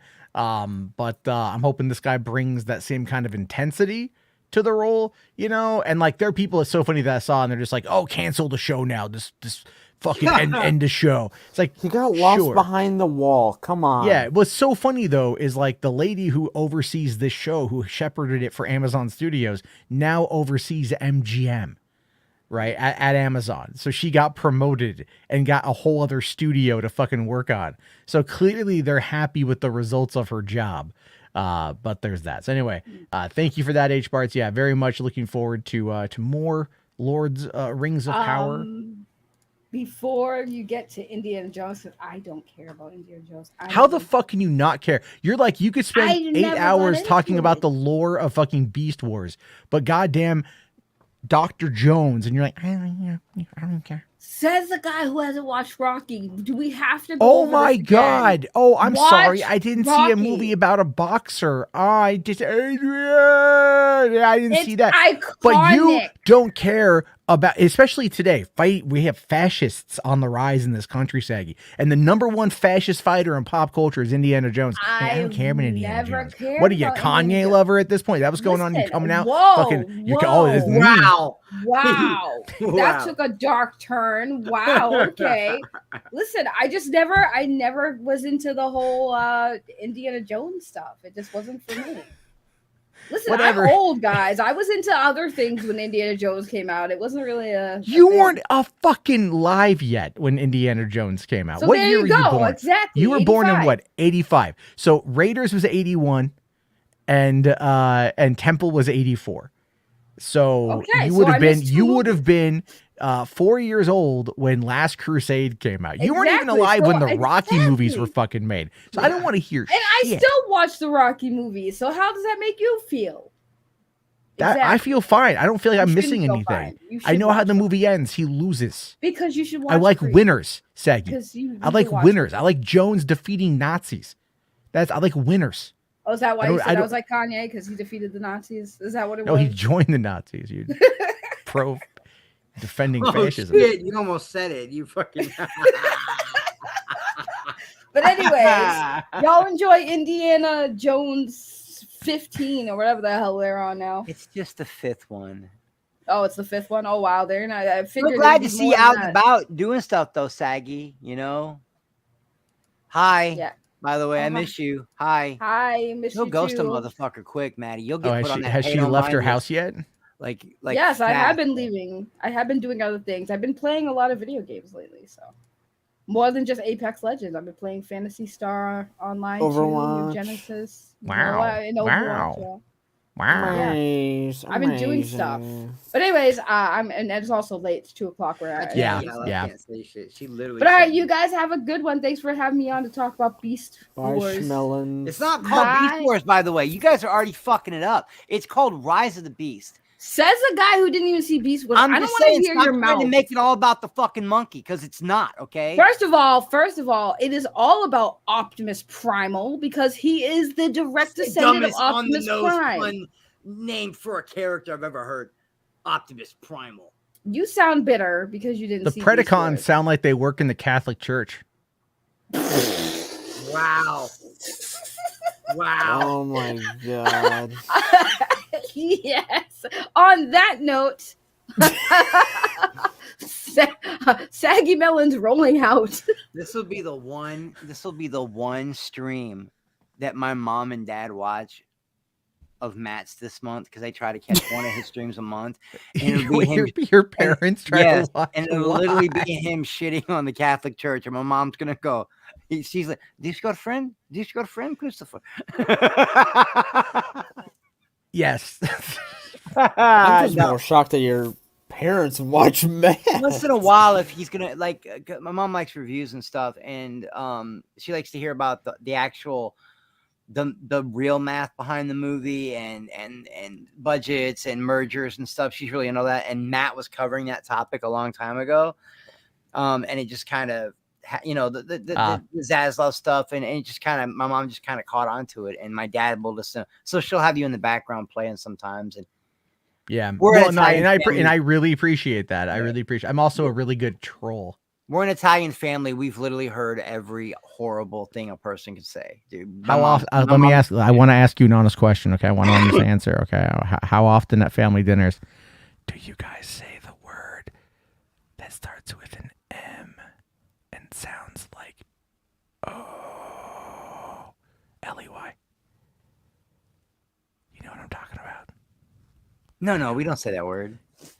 I didn't know what that word was until just recently. No. I know what you're gonna say. Yeah, that's a bad one. That's a bad one, bro. We don't say that. You don't say. I didn't know. No. You don't say it. It's just. Well, my dad was in Vietnam, and like 70% of his platoon were black guys. So they were his best friends. My dad's really anti. But I'm sure he said it once. I mean, the guy grew up in the 50s, man, the 60s.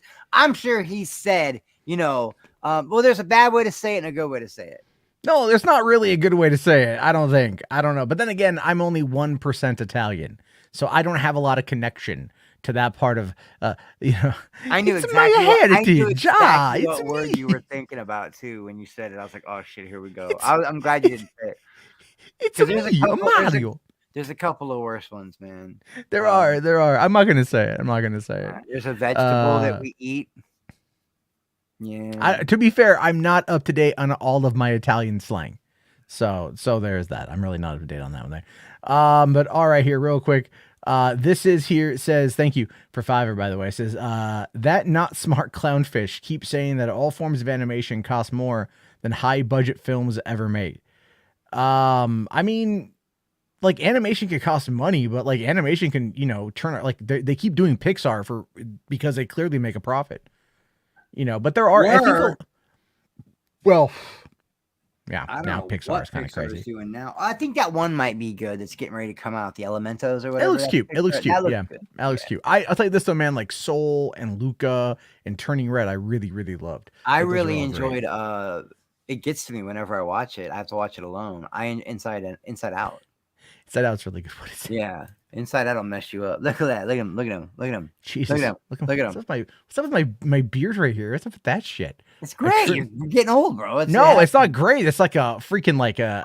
Your mustache goes one way and your goatee goes nah, I might have. I don't know. I cut it a little short today, I think. Anyway, it will grow. But thank you. God damn it, Jimbo. All right, Rational. I do see your comment there about the Jones. Same with H Bart. So let's get into it here. This is my most anticipated film of 2023. I think this movie is going to be great, although I am not necessarily a big fan of the name. I'm not really digging the name, vibing on it that much. The Dial of Destiny just sounds like, I'm not digging it either. Is it just Harris? Is it just Indiana Jones on the phone? Hello? Speed is this dial. thing on? What was the Laura Croft one? Cradle of Life. Yeah, so it does kind of have that Laura Croft vibe to it. Kind of, yeah. I mean, it's it's like when I heard Batman v Superman: Dawn of Justice, I was like, that's a very DC title. Are people still clowning on whatever the bridge Fleabag lady? I think. Yeah. I mean, there's a line in here that kind of addresses her character, and that was something we'd heard about. So anyway, yeah. But then of course, there's some leaks. There's some leaks that have a lot of leaks. But one of them has, I think, been pushed back on, and so we'll get into it. I miss the desert.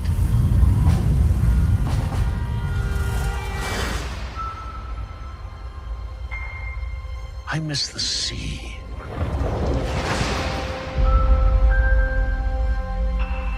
And I miss waking up every morning, wondering what wonderful adventure the new day will bring to us. Those days have come and gone. Perhaps not. I don't believe in magic. But a few times in my life, I've seen things I can't explain. Just a skull. And I've come to believe it's not so much what you believe.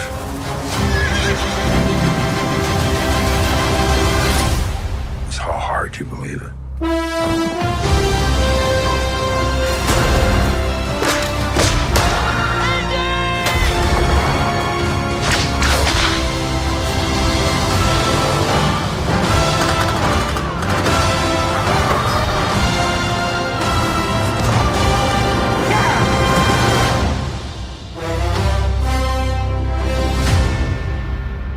Who is this man? I'm her godfather. Related.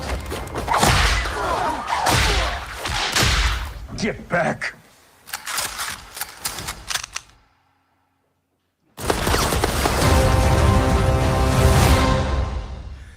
That ending scene, Matt, gives me Crow vibes. When he's A little bit. That table, it gives me Crow vibes. I don't know why. Oh my god! I'm so hyped for this one. Indiana Jones was such a huge part of my childhood, man. It was, especially Temple. Temple Doom scared the shit out of me when I was a kid. I'm not gonna lie, I was scared. Oh, dude, it was scary. Oh, I know exactly what. I mean, obviously, I didn't watch it in the theaters, but I watched it on like a DVD player and shit. That shit was. I mean, like the temple, like when they're actually in the temple and like the heart scene. I was like, I think I was like 7. I saw that. I was like, Kalima. The Kalima. The gaunt kids and stuff like that. The That shit monkey freaked brains, me out, bro. the monkey brains and the snakes and the eyeball soup and man, and Kate Capshaw was so gorgeous in that movie, dude. There's just a lot of freaky. I can shit. see why Spielberg married her. I can see why Spielberg married her. I love Temple of Doom is the one I've watched the most out of all of them, and it's my favorite rail car. Yeah. Well, like I said, is my favorite Indiana Jones movie is Temple, but my favorite movie of all time is Raiders, which is a very weird thing. People always get kind of confused by that, but I love Raiders. But Temple was the one I watched the most as a kid. Wow, that was the one I watched the most. The Last Crusade. Well, Last Crusade is great. But but like when they finally get to, I didn't think like the effects that they used and just like the landscape of it was just really awesome. I really digged it. But Temple of Doom has to be. I mean, I like Raiders, but I just feel like there's just a lot of stuff that I'm just kind of like about, you know, just like I'd rather watch Temple. Me too, Aladdin. I saw Temple before I saw Raiders because I was. And it's funny because you saw it chronologically, technically. Yeah, technically, yeah, because I mean, it takes place 1935 is Temple, 1936 is Raiders, 1939 is Last Crusade, and then 1957, and then 1969, going into number 5. So there's a lot there that we're getting out of this one. I mean, look, it's like, you know, Tails here says Temple of Doom is the best. Jess here says Last Crusade is my jam. I mean, you know, there's that. Yes, I'm gonna get to that in just a second here. Reed, was that Mads Mikkelsen I saw? That was Mads in the trailer. Mikkelsen, yeah. I love him. Yeah. I love him in everything, dude. He So played Hannibal so well. Dude, Hannibal, bro. Oh, yeah, he's a great dude. he's a great actor. You know, as Le Chiffre in like Casino Royale, he was great too. Now, Reader brings up Bermuda Triangle, got some vibes. I don't think it's Bermuda Triangle. I believe the Bermuda Triangle wasn't that what Darabont had wanted to do? Was talk about the Bermuda Triangle and everything. We don't know yet necessarily like where this one's gonna go. I think it's going back to Europe, to be fair, but or at least somewhere. Yeah, that looks like that's where they were, but they were also in India. It looked like. There's a lot. There's definitely globe trotting that happens in this one, but I mean, again, we don't quite know. Rational here for 5. Thank you, buddy. He says 4chan leak from 2 weeks ago got the Indy title correct. I wonder what else is correct from that plot leak. Now he brought that up. He sent me. So here's this Indy leak that I thought was really interesting. So we got this one here coming in from Twitter. And so, you know, this guy here, you know, tags James Mangold, right? And here's the leak. Indiana Jones 5 has had test screenings. I attended one, you know, all of this stuff, right? Like this one here. Helena will return, all this shit, right? So he says, please tell me this isn't true. James Mangold said, not true. I already said that there have been no screenings and the photo is from D23 teaser. Have some faith. And so there's like, you know, like, but someone did say the Dial of Destiny, you know what I mean? Like that was something that was brought up. I forget where that originated. To be fair, I forget where that specific title originated, but it is one of those things where you're just kind of like, you know, like, I don't know. I mean, Rational, do you know where that originated from? Because like, it's just, I don't fucking know, man. It sounds like scooper shit, bro. It really does to me. Let me see here. Let me bring this up here. Cause I've been on the Indiana Jones subreddit and, let me see if there's anything here. You know, I don't quite know. I gotta go look to see if they're talking about that at all. Because there's basically just like, you know, they're basically just like, here is all they're posting the trailer. All right, I'll have to go look for this later on. I just don't know if that's gonna be which leak is what they're talking about. The whole thing is just like, I don't want the leak to be real. Because if the whole thing about like the time travel, like, I mean, if time travel is what happens, okay, fine, whatever. Other movies have dealt with time travel. But if like he dies back in the past and like she has to take on his role, it just, I don't think that is the thing. Okay. Rational says he DM'd me with the leak. Okay. So, I actually heard that one, Reed. That's the theory I heard, and I saw that trailer, a leak of that trailer a month ago. You're not. Oh yeah, I saw the trailer leak out. Yeah, that's the same one they showed at D23. So I'm totally okay with that. Okay, so that was a 4chan leak that said the Dial of Destiny, and it has that same kind of crappy ass ending. I don't want to go into it. That's just gonna make me upset. To be honest with you, to be really, really honest with you, I just do not. I wouldn't be surprised. I don't like, know, I though, mean, man. I could. This is his last role as Indy. It's his last role. So I mean, and look, here's the thing: is he says if you know Harrison Ford said when I die, Indiana Jones dies with me. But if Indiana Jones is already dead, and they give it to somebody else, Indiana Jane or whatever, and they transfer it to somebody else, that would keep the franchise alive. Because look, the Indiana Jones franchise is popular. It's popular like fucking you know, not as popular as Star Wars, but it's got a lot of love behind it. And all it needs is something really good to kind of kick it in gear, and it will bring that back. But with your main actor being 80, you know, and like totally okay with his iconic characters getting killed, it's a tough one. It's a real tough one. And I don't know what to think about that. So, you know, I mean, here, RJ here says, if the leaks are true and Indiana Jones gets erased and Phoebe replaces him, the internet is going to be scorched earth and Geeks and Gamers will have fuel to run for another 5+ years. I don't think they won't be the only one. Yeah. All right. If you think I got mad at The Last Jedi, I will, I don't even know. I know for a fact that it won't be as successful or like what they imagine it'd be. I don't think they would do that. I don't think that would be horrible. Though it would literally lose money. I'm just based on like making a new character. It won't have good, just especially with that that ending. Like people got pissed over Rey being named a Skywalker, and that film was just bad. But like that took the cake. Like, just, you know, doing that will just piss people off. See, I actually like that one, and I don't hate it, you know. What, Rise of Skywalker? Yeah. It was okay. It was okay. Yeah. I think like it was better than Last Jedi. It just, the problem though is it tried doing 2 movies into one. Like, and I was okay. I didn't just had totally hate Crystal Skull. I had fun with Crystal Skull. You know? Oh, I love Crystal. The only thing, and I say this all the time, the only thing I can't defend in Crystal Skull are the monkeys. Other than that, I'm cool. Ralph here says Jarbo's heel turn. It's not that there would be a heel turn.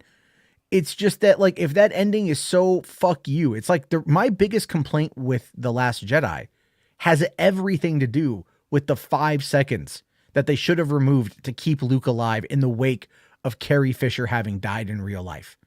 That is the thing. If she was not dead and she was still alive and that was the pathway they wanted to go forward, cool. That would have worked because they could have built around her in number 3. And that's exactly what they wanted to do. But she died 3 years before that movie came out. And they still, in their infinite dipshitted fucking wisdom, were like, you know what? Let's keep this last 5 seconds. Let's kill off this character that, you know, hasn't like already died in the movies with Harrison Ford or Han Solo. And, you know, not dead in real life like Carrie Fisher. And we could get Mark Hamill to come back and do it, to keep going with this. But no, let's do that. That's the whole fucking thing. That's my biggest bitch about that movie, is that they did not have the foresight to fucking be, to think about the future of this shit. And I don't know what happened. I don't know if because keep in mind, J.J. Abrams got brought in like September of 2017, months before the release of Last Jedi. And he didn't have like enough sway with Kathy to kill that ending. Because I think that's one of the reasons why fucking, Colin Trevorrow left, is like, what do you do when you're plotting a story around Luke Skywalker and the guy kills off Luke Skywalker? Yeah. And like no one in the higher up, like Iger, you know what it is? It's probably, man, I'll tell you this. It's probably the same kind of hubris that Nintendo had back in the early 90s when it came to the Super Mario Brothers movie, because they believed that Mario was so powerful of a brand that it wouldn't hurt the brand. And the truth of the matter is it didn't in Mario's case, but it took him 30 years to get another movie out. 30 years to do another movie. This shit can have long-lasting repercussions with the fan base, and this one absolutely did. So, you know, I don't quite know, you know, what it is. Okay, McLeod here says this explanation of what the Dial of Destiny could be, it kind of shit cans the whole time travel thing. Well, I mean, I can't click on it from here. Like, just tell me what it is. You know, just tell me what it is. I have like a critique that I've noticed about trailers recently, and that, speaking of Mario, like, did you notice how both in Mario and this trailer, it's always like the theme, but like in a slow piano? It's like the same type of vibe with the music. Yeah. The trailer. I'm like, why? Like, do something else, please. So, well, James Mangold here answered a question yesterday. Someone asked him, please, sir, answer this. Is Harrison Ford on screen for at least 75% of Indiana Jones 5? And Mangold said more. So, I mean, obviously they're not, you know, they're not getting, they're not getting rid of him. Apparently, I think Mangold. He's got man. Has James Mangold made a bad movie? That's the question, and I don't think he has.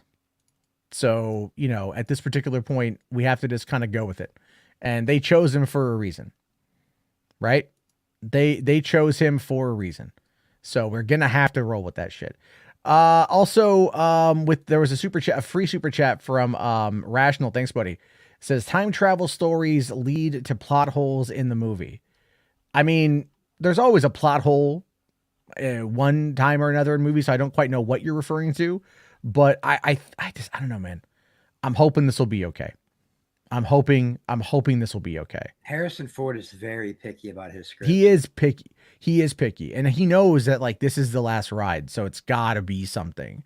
They gotta I think they all realize that Kingdom of the Crystal Skull didn't live up to expectations. It's not to say this bad, just did not live up to expectations. And so there's that. How is the Endgame full of plot holes? I don't know. Kate and Leopold. I love that movie though. You know the one I love that everybody hates on?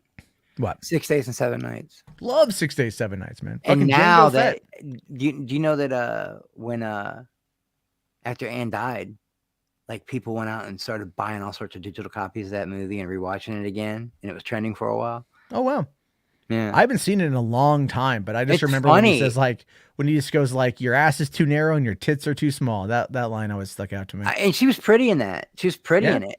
I like when the pirate shut up and he's like, "Oh shit, pirates!" and she goes, "Pirates? Like R?" It's funny. I don't give a shit. It's a dumb romantic comedy, but it was funny. Did what was it? Did you recognize who the pirate was? Who the main pirate was in 6 Days, 7 Nights? It was Boba Fett. Yeah, it was Boba Fett. Jango Fett, Boba Fett, whatever. Yeah. I always forget his name. Let's see. Fett. He's got his real name's like a weird Tamara name, Morrison. Tamara Morrison, yeah. Tamara. Let's see. Ryan here for 5. Thanks, buddy. Says, off topic, have you seen the Long Man commercials? It is a pretty compelling narrative. I haven't. If you want to DM me those on Discord, I'll take a look. We won't watch them tonight because I got to start winding it down to the next little bit. And there's still a couple more things to get to. But there we go. Rational here does say, do Fate of Atlantis as an animated film from the people that did Chip and Dale. I mean, just do Fate of Atlantis. That's a great game. That's a great story. I'd love to see that story. But yeah. And then this is for $10, dude. Thank you so much. That interview with actor Ian McDiarmid to play Palpatine said Disney called them up at the last minute on Rise of Skywalker and seemed to rush production on the film. I mean, yeah, if you think about it, dude. They were running full damage control at that point. They were his involvement in that movie was so fucking pointless. I don't know why they brought because they needed to have a cap off. That's what it was. They needed to have a cap off because he was the villain of all 3 trilogies. And this was his definitive end, right? And so in the prequel trilogy, it was his rise to power. He was the villain behind the scenes, right? And then in the OT, he was the main villain behind the villain, right? So there's that. And then he died in that one. And then he found a way to come back, and then they killed him off again and they got rid of him. But I mean, think about it though. It's like they had 2 years in between because was it Chris Terrio and J.J. Abrams had from September 2017 till early 2019 or mid 2018, I think, to get that script done. And they had to get it done and then rush into production, shoot the movie for 6 months and then come out, and get it done. And that was the thing is they crammed so much into Rise of Skywalker that and there's moments in that movie that what bugged me about Rise. There's when they heal the snake and the snake goes away and then the wall crumbles. And I'm like, this is a fucking video game. Yeah. It's the same motivation that happens in video games. And it's not that I'm necessarily against it, but I'm like, okay, I get it. The dagger with the map on it. Yeah. Oh, dude. The concept is interesting. Yeah. The concept, the execution was not good. John Boyega, the lines, it's just bad. I know. There was so much they could have done, and it's just. But again, it's they're trying to get it over the finish line. They should have cut it in 2 volumes, like they originally was gonna, but I think JJ was just like, I'm over this shit. Man. Well, They should've Anthony just here says people blame postponed and Johnson all delayed. they want, but JJ made a lot of dumb decisions in Rise of Skywalker because he had to react to The Last Jedi. Right. He had to So retcon a lot of he had shit. to retcon a lot of, yeah. And he had to basically, he's like, here, you've got fucking, here, you've got Force Awakens, right? And then you got to get to Rise of Skywalker. So you just jump over The Last Jedi because The Last Jedi takes place the next day after The Force Awakens. And then this one is a time jump for a year. So that was the big problem with it, is that they needed to like fill out that time. Rey had to get training, but Luke was dead. But Leia, who didn't, okay, Leia had training, but she did everything except become a Jedi Master. Cool, whatever. I'm okay with that. I don't have a problem with it and shit. But it's like they just needed to figure it out. But again, if they just would have not killed, if Kathy Kennedy would have just said, we're snipping those 5 seconds, fucking deal with it, Ryan. And then if Ryan would have come out and been like, well, they cut my movie. They butchered my movie. I was going to kill Luke Skywalker. Everyone would be like, get the fuck out. Right? You know, like that's what it is. Throw But on the He did lightsaber. a Like, lot what? than just kill off Bro. Luke. He killed John dude. Boyega's character, and he killed basically the Knights of Ren. Because like we had all this stuff for Knights of Ren, but what did that come of it? Like, just getting slaughtered in Rise of Skywalker. Like it was just bad. Just This is complete bullshit, Blaine. JJ made corporate garbage. No, The Force Awakens is pretty universally loved, even though it is very my similar favorite sequel. to A New Hope. It's still very much loved because, like A New Hope, it ended with the idea of anything could happen, right? It gave you a definitive ending with the destruction of Starkiller Base. And for the next step of our heroes, anything could happen because they were still a menace to fight out there. But now they had a clue to Luke Skywalker, who they need to bring back in order to, to reunite the rebellion, right? So there's that. Like it ended on a high note. And then they go into The Last Jedi and Luke just fucking hucks a lightsaber. I'll tell you this though, man. I saw it in theaters. When that happened, I just went, what? Yeah, I did too. And my daughter was next to me. Danny was next to me, and she goes, Dad. And I go, I know, baby. I was like, I knew at that moment, this is going to be a different type of Star Wars movie. I just knew. I knew, I was just like, Han didn't even get a send-off. Han did not even get a send-off. In the book, he did. In the novelization, he did. But you know what it was? You know what the send-off for him was? Right? Leia, before the First Order finds the base and starts attacking the base, right? She has a little wooden carving that he gave her many years earlier. And she walks off the edge of the base and she's standing at the edge of the base and she's looking into the forest and she's thinking about holding this and she's thinking about Han. That was the fucking funeral. Yeah. Right? No Lando, no Luke. I mean, if Rey went to fucking to find him on Octu and she's like, yo dog, fucking Han is dead, right? And Luke would be like, oh shit, let's go. Yeah, like that's 100%. Exactly what would have happened. And they take a stupid scene with him throwing the lightsaber over his shoulder and then Chewie busting in him and him just going, where's Han? And that's it. And then they take a shitty scene like that. And then 5 minutes later, you get one of the most beautiful scenes in the movie where Luke's back on the fucking Millennium Falcon again after 30 years. And he sees R2 and R2 plays the Leia message. I mean, that movie is so messed up. But there's some beautiful parts but I'll say this though, right? Like the thing is, like Tales from the Hood here makes a great point. The big three never got to share the screen again. That's what fans wanted, and I think Iger understands that after the fact. I will say this, and this is a little bit of a humble brag. Comic-Con 2015, before The Force Awakens, Harrison, Mark, and Carrie all on stage together. Yeah, on the panel. And then J.J. Abrams took us across the way to the concert, to like the Symphony Concert Hall in San Diego. And 6,500 of us watched them perform, the San Diego Symphony perform John Williams scores from the movies. And all three of them are once again on stage. And it ended with a... And that was amazing. And I got to make eye contact with Mark Hamill at the end, which was really cool. But like, that was great. And that was the hopeful nature that I think JJ wanted to bring. JJ is great at beginnings, kind of terrible at ending, which is really weird is how he has kids, right? If he's terrible at finishing, he's still able to have kids. That's anyway, bad joke.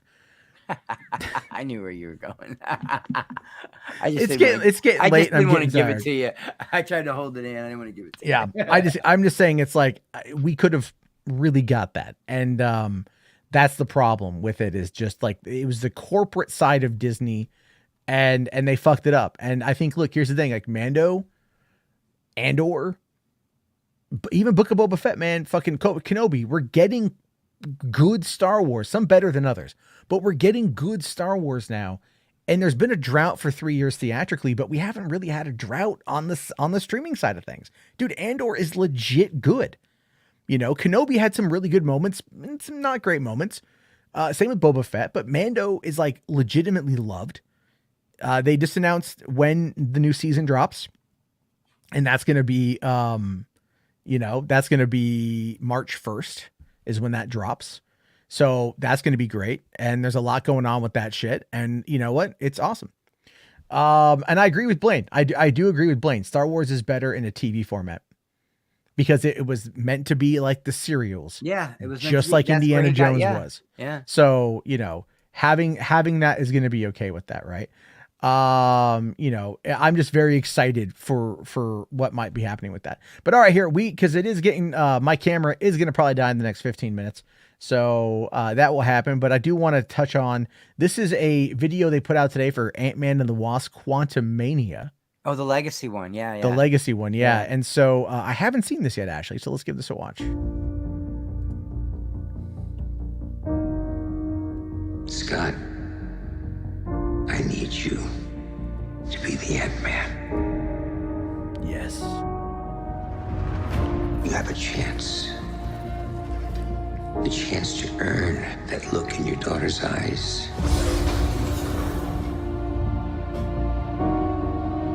To become the hero that she already thinks That's you still are. like one of the best scenes in that movie. It really is.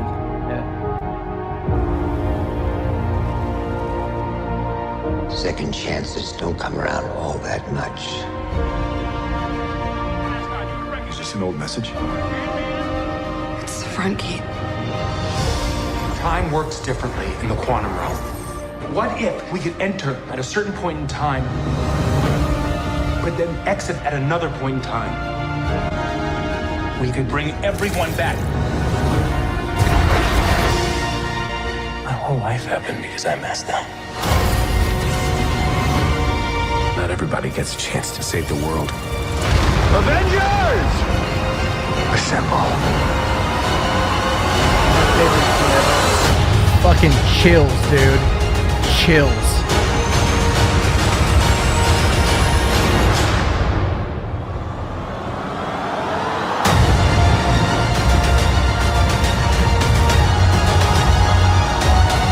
Scott Lang.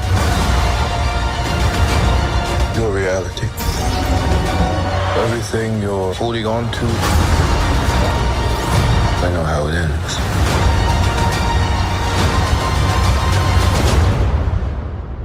Reality League. Ant-Man.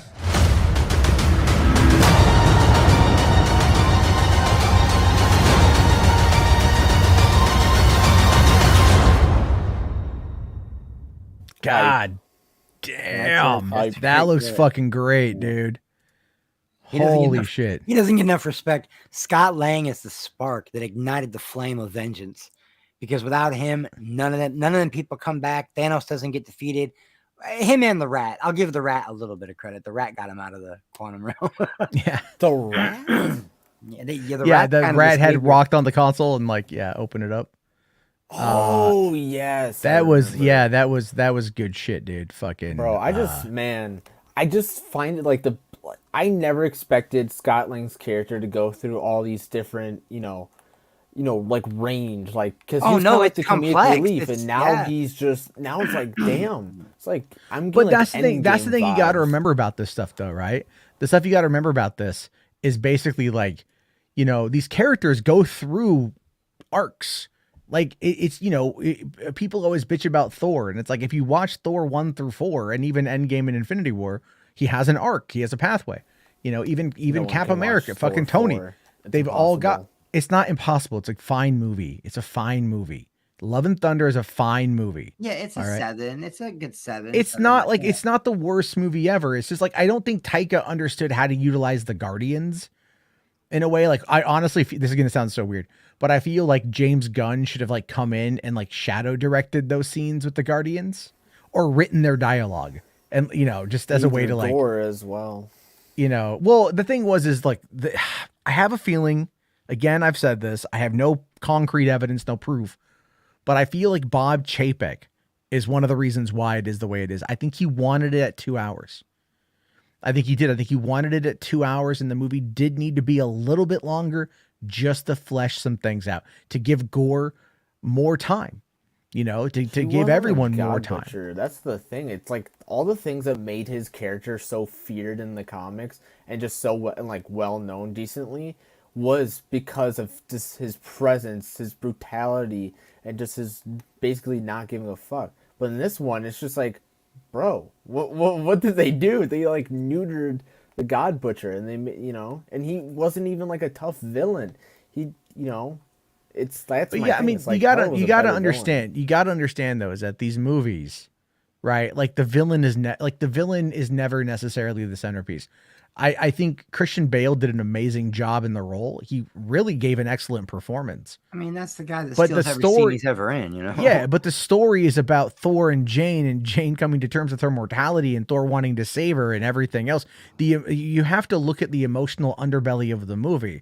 You really have to look at that. Like it's the smaller character moments between the two of them when they're on the boat and they're heading towards like the end of the galaxy or whatever, and like they're just out there talking and they're just reconnecting, because this is something that, again, it's like they were like, Thor has had nothing but loss going back to all, for years.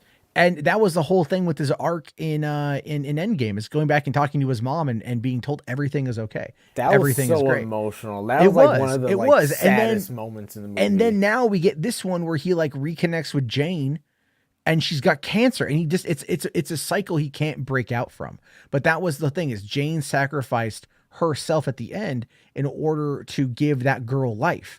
And then Thor just is raising her. He's taking on that role where he can provide that to somebody. Oh, that movie had a ton of heart. I mean, it has a ton of heart. Taika put a little too much comedy in there, but yeah, it had a ton of heart. And just some weird spots, like the kids just get kidnapped and Thor's cracking jokes, like it's like he's trying to focus and Valkyrie's like tickling him with a feather. It's just like, dude, come on. There was jealous angle with Mjolnir and Stormbreaker. Like I mean, there were some elements of it, but like I think, and then even some of the visual effects, like when Heimdall's kid kind of comes back, that like the visual effect on that looked terrible in theaters, but they fixed it for Disney Plus. That's what's hilarious. It's just, they just fix these movies and shit. So it's like, look, the thing is, like, I do feel that people will look more fondly on Love and Thunder as time goes on. But again, Chris Hemsworth has said to do Thor 5, of which Thor will return. He wants there to be something significantly different. And I think that's okay. I definitely agree. Because I think, when people play like God of War Ragnarok and sing that Thor, they're totally different Thors, though. Exactly. Dude. That's what I'm saying. Like, people like that Thor, and I've been seeing a lot of comparisons between MCU Thor and Ragnarok Thor. I'm like the one thing they have in common is just like incredible loss and just like emotional damage. But I just don't. Emotional. I never mind. I'm not gonna do it. I was gonna do it. But other than that, I don't really understand why there's a huge comparison between them. But I definitely can see like in that aspect, because I've been seeing it all over TikTok ever since Ragnarok came out. And I'm like, but I don't know if Thor 4, had decent comedy, but Guardians of the Galaxy Volume 3, that shit looks funny. Yeah, so let's dive into that here, because Command Unit did send us a video to watch. That's not Warhammer. I know, I saw it. I was like, that's not Warhammer. Shit. It's Arma. That is the Thor that I want, though. Give me the Thor from the first 10 minutes of Endgame. Oh, pissed off, I will decapitate you. I went for the fucking head. That scene in Wakanda was so badass. It's my favorite Thor scene. He just looks badass at effects and just boom. I really feel like Chris Hemsworth is an underrated actor, and with the right director, I think the Russos did a good job. I think Taika did good for Ragnarok. You know what I mean? Like, I think he did really good for Ragnarok, but I think Thor Love and Thunder was like the balancing act of the tenderness. It worked because comedic directors can often understand tragedy.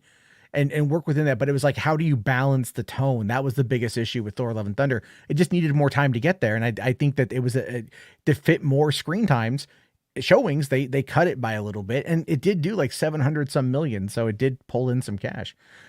Jess here says, I heard Chris had some mental health problem. It's not mental health. Well, no, it is. It is. I mean, like it's a mix. He has a predisposition for Alzheimer's. So he so he doesn't have Alzheimer's, but there's a predisposition for it. So he's going to go get that looked at and then spend more time with his family, which makes all the sense in the world, by all means. Definitely. I mean, like, that's the thing. Like, I much respect, like putting, like, giving more time to your family. Because, I mean, like, I get it, it's your career, but, you know, your family's more important, you know, as Dom Toretto says. No, family 100% more important. Absolutely. In this case. But all right, here, let's thank you for that, Jess. So Alzheimer's is genetic. Yeah, like I think it's 8 to dementia 10 times. runs in my family, right? Yeah. So it's kind of like I'm worried about my mom is like 65 almost, and I'm just like a little on the I'm like, you're not there yet. Like her mom didn't have it, but her grandmother did.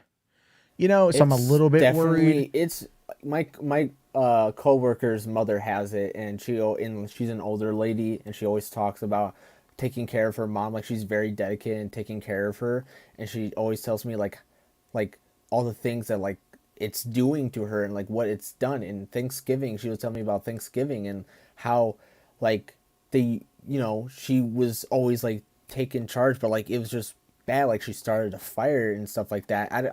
It was a long story, but basically it just really does damaging things. It does. I mean, and you know, with any luck, like, you know, it's modern medicine will we'll catch up to it. You know, and so, you know, these things just take time. But there are 8 billion of us here, so all right, so let's dive into the Guardians of the Galaxy Volume 3. This is the one, man, that's going to be so. Have you not seen it? No, I did. I did. As soon as it dropped, I watched it. Oh, I've watched it like 30 times. Yeah, Dude, I was just at my TV. I was like, I'll watch it. I love that they use Space Hog. Every time I hear that In the Meantime song, I think of Fanboys. Was it the dodgeball clip? I could not stop laughing. This is a great trailer. That was the funniest shit. Let's go. Let's go.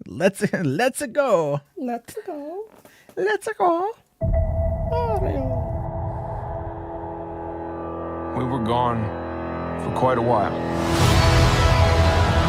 But no matter what happens next, the galaxy still needs its guardians. Hello, we come in peace.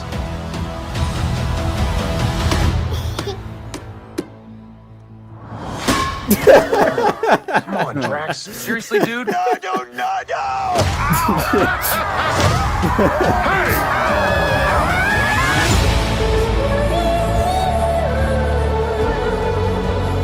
What a great song choice. Oh yeah. Where we came from.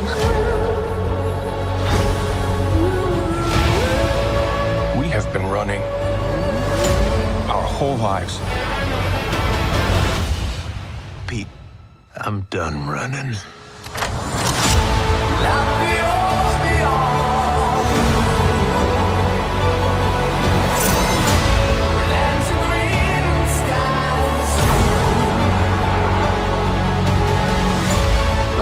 We'll all fly away together. One last time. Into the forever and beautiful sky.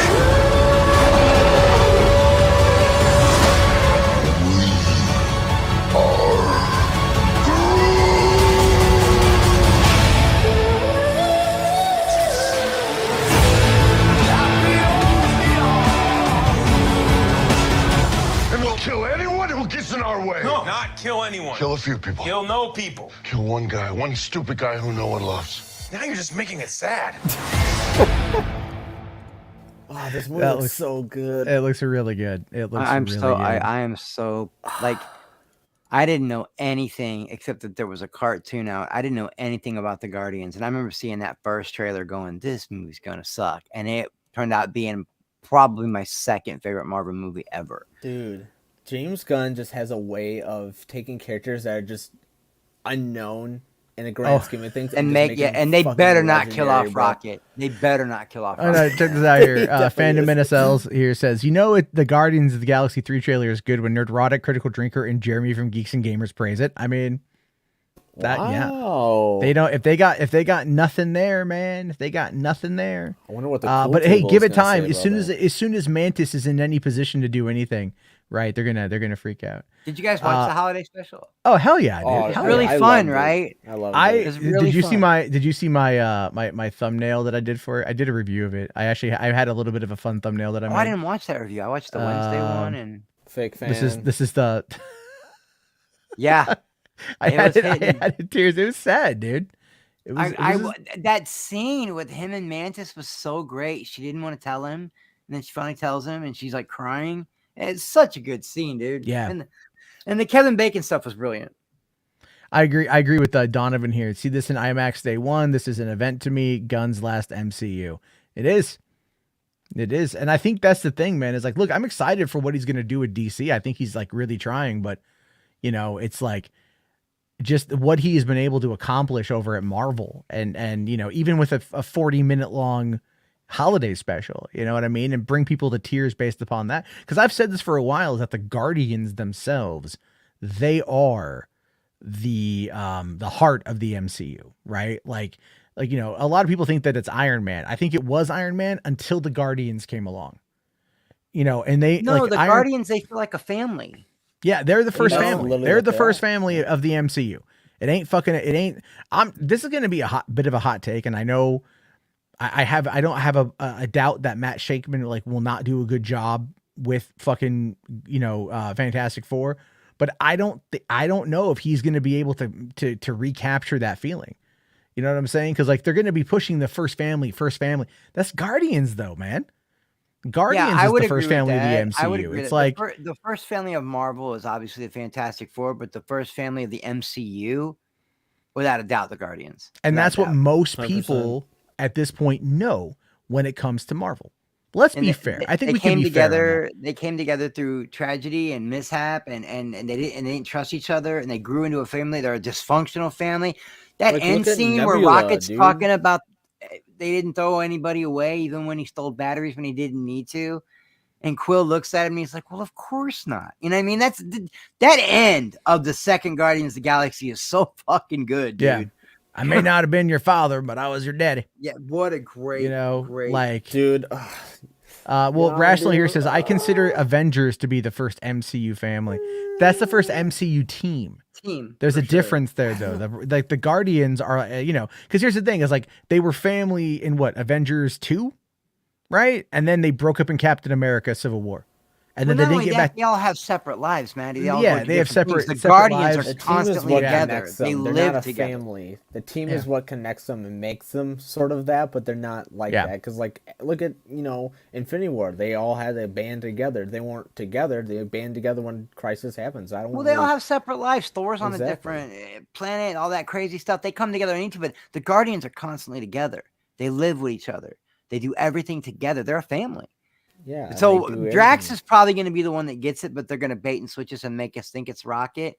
Now, I don't know. I've never seen Rocket really be, only a couple times, like when he was afraid Groot was going to die in the first one and in the second one at the end. You don't get very many tender moments with Rocket because he is an asshole, and that's why I love him. But why is he hugging that otter? Why is that otter so important to him? Girlfriend. And see, Bodan's a huge otter fan. Like big time otter fan. He watches otter videos all day, all that. So I knew when he saw the trailer, when they showed Rocket hugging the otter, Bodan was going to lose his shit. And he did. Like he went off, man. He got emotional over that trailer. I'm really, really, really excited for that movie. Like that's the one that I'm excited for. Quantum Mania and then Guardians is just going to it's going to be a tearjerker. I just have a feeling that both of them are just like, fuck, and just pull the heartstrings and just be like, they're gonna. Oh, I think we're all gonna cry watching. What is that quote from though? Bro. Is that Shane? Is he quoting Shane like they did in X-Men? Pete, I'm tired of running. I know I've heard that in a movie before, Matt, and I think it was. It's in a lot of movies. I have a feeling we just heard that. Tired of running. But again, I do think the trailer is a bit of a misdirect. You know, I don't know yet. I'm honestly not even going to go in with like any preconceived notions. I just I don't want to. It was weird they go back to Earth and it's a bunch of rabbit people. That was well, they go to some variation of such. This is here for 5. Thanks, buddy. He says Chris Pratt is busy voicing Garfield as Samuel L. Jackson voicing Vic Garfield's dad.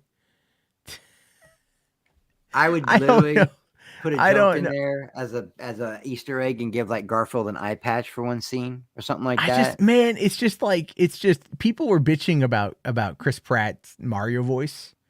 You know, but it's like they'll get over it, I think. Tell me a video game where you've heard Mario talk. I mean, you hear slogans, right? Like you hear slogans like "Let's go, it's a Mario." Yeah, a very stereotypical. You know, Italian. it's never like, "Oh, Peach, I'm gonna come on your tits." You know, like you never get anything. And we don't talk like that. Just so you know. What? I'm just saying it's like because clearly the two of them are like they're active, right? They fuck. You know, I'm just saying it's all like. You know, cause she'd be like, "Oh, Mario, put it in my butt. It's me. I'm going to plug in your butthole." I'm looking it up. Rule 34. We're gonna find out for sure later on. No, but like my thing is like people kept comparing like in the first trailer, the French actor sounded better, but then in the second trailer they compared to the French with like the Wahoo, and the Wahoo was good. Chris Pratt nailed it. He did better than the French. And the Wahoo was good. I give props to the Wahoo. Wahoo! I thought that sounded pretty solid. Yeah, and you know, everyone was like going. I saw somebody bitching about it though, and they're going like, "Oh, it's gonna be a Peach movie, and Mario's just gonna be like the fucking guy, the idiot." And I'm like, it's a fish out of water story. That's what the first one was too. So yeah, he's got to learn to understand what Mushroom Kingdom is. He's going to save his brother, not the princess this time. He doesn't even know the princess yet. He does, yeah. So he's going in there, and then you've got the whole thing of him like you can see that there's a training montage, and that's like the level, right? That's the level. Yeah. It's a training montage. That's what that is to get him ready to fight Bowser. Like that's, you know, but the fact that they incorporate Mario Kart and the fact that they've got fucking Smash Bros. You know, well the fact the Rainbow Road, and you're gonna go into Luigi's Mansion is gonna be referenced, and Donkey Kong. Did you notice like the bridge they're fighting on is one of the girders from the original game? I mean, it's like, dude, the Easter eggs alone are going to be so massive for this movie. They're gonna be huge, like a Ready Player One, very huge. So huge. It looks biggest fun. Easter eggs all time. China. All time. Never have any bigger Easter eggs. Mario. It's gonna be the greatest movie of all time. All right, you're getting ready to wind down, so I'm gonna dip out of here and let you. Do your you go do your thing, man. I love coming on here, man. I have so much fun when we talk about this stuff. We just need like once a week a podcast where we just shoot the shit. Dude, I have an entire dead channel with 116,000 subs. I got nothing going on over there. People tell me to come back all the time. I'm in. You want to do it's get ready for a whole bunch of people going like, "Fuck this shit, you lame soy guzzling cuck."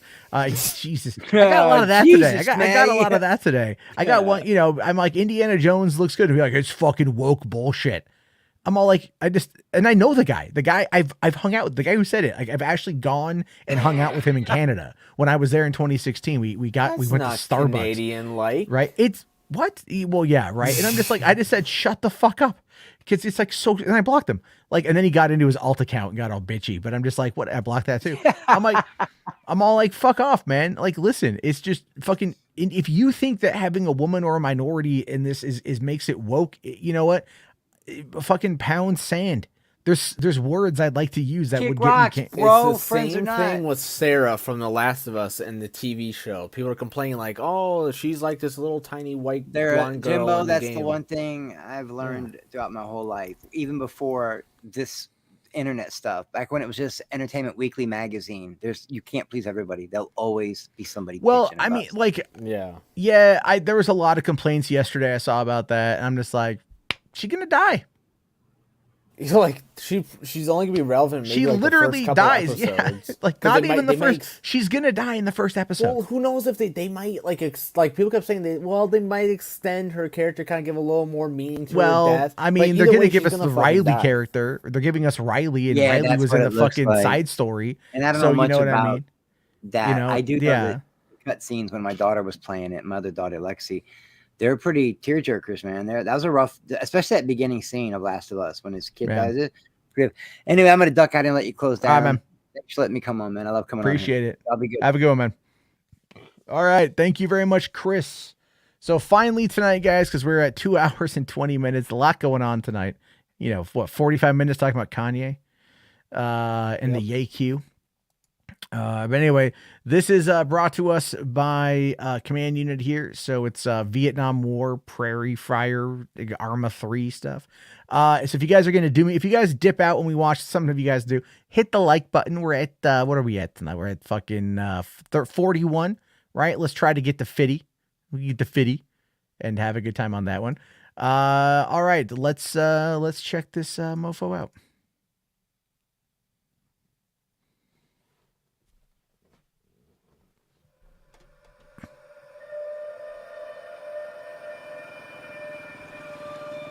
Oh, there we go. I was waiting for you to notice. I didn't want to. May I could hear it. 1954. The French defeat at Dien Bien Phu signals the end of French Indochina. Vietnam is divided into North and South. North Vietnamese forces soon begin infiltrating South Vietnam. In neutral Laos and Cambodia, the NVA builds 16,000 miles of concealed logistics routes. The Ho Chi Minh Trail. The stage is set for one of the bloodiest wars in history. 1968. 500,000 U.S. troops are now deployed in Vietnam. An elite unit is formed to target the Ho Chi Minh Trail. They begin a secret war in the heart of enemy territory. In desperate battles, where small teams often face hundreds of NVA soldiers, they will sustain over a 100% casualty rate. This unit is MACV-SOG, and this is their story, told in their own words. On the ground in Laos, we had to move slowly, with zero noise. We had to listen to the jungle. It was a key part of our survival. The NVA were everywhere. The trackers, they're trying to find us. We ran classified missions, planting sensors, mining trails, tapping phone lines, and snatching prisoners. Well, the nights are kind of creepy, the NVA are all around you. They attacked at dawn. When the team made contact, it was an apocalyptic death roar. Oh shit. We had no second chances. It was luck, teamwork, and fearless aviators that kept us alive.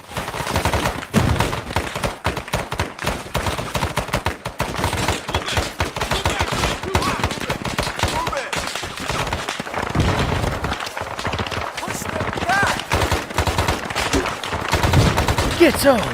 Get some!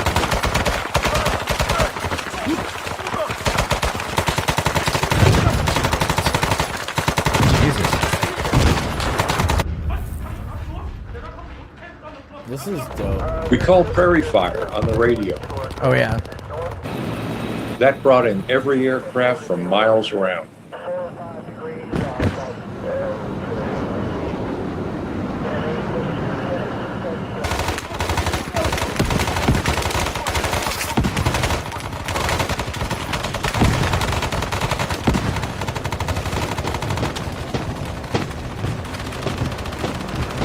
Oh Jesus Christ.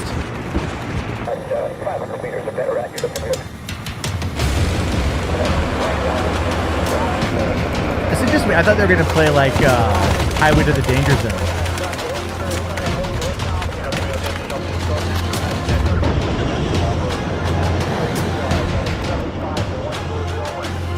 Napalm. Oh God.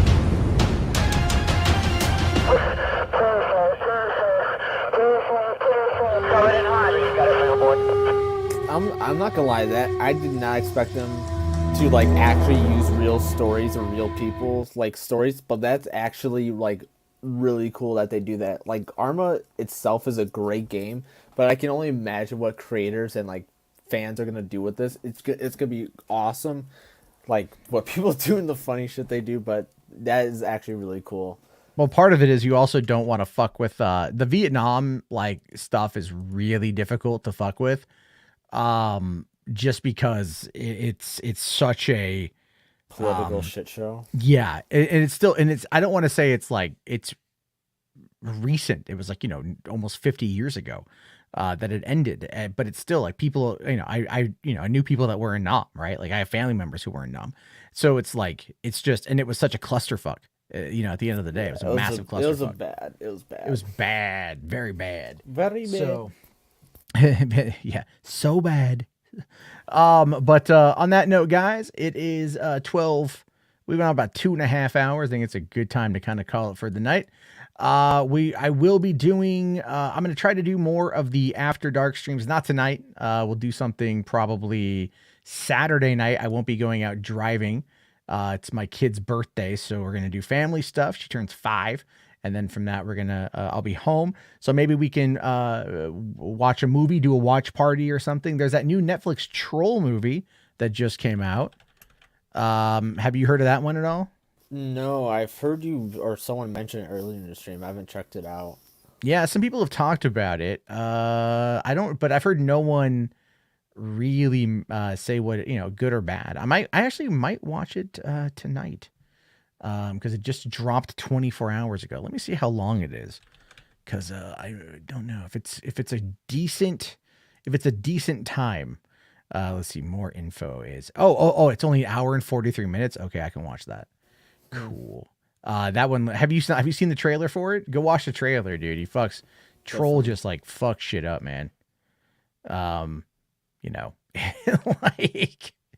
There's a lot of like, it's basically, think King Kong, but trolls, to give you an idea.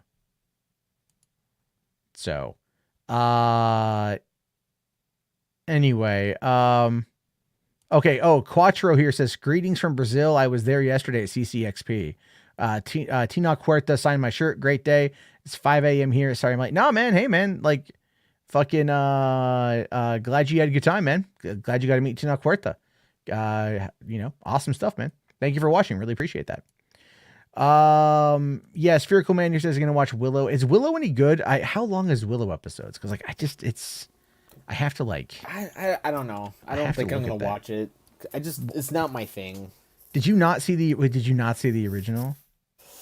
I mean, I probably did, but I don't remember it.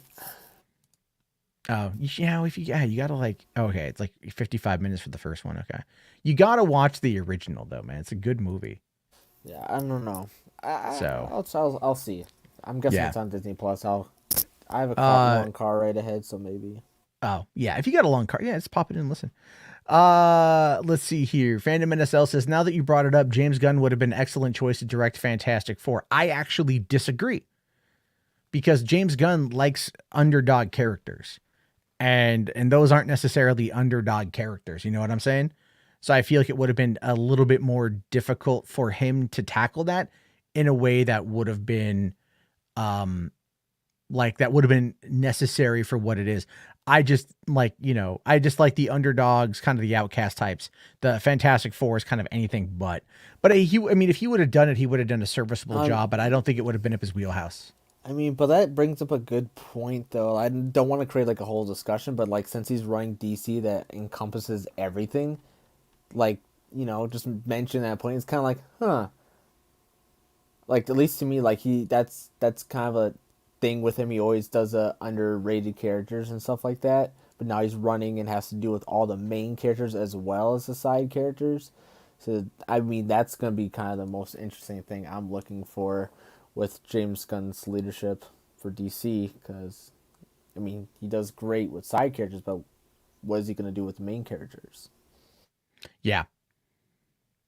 I don't know. We'll have to wait and see what he's going to do. It should be interesting nonetheless. But, all right, gang, thank you all very much for hanging out. I really appreciate that. We'll chit chat again, probably on Saturday. maybe tomorrow night. But again, we'll do an after dark stream, which is members only, Patreon or channel membership. So pick your poison, and I'll talk to you guys later. Have yourself a great night, and peace out.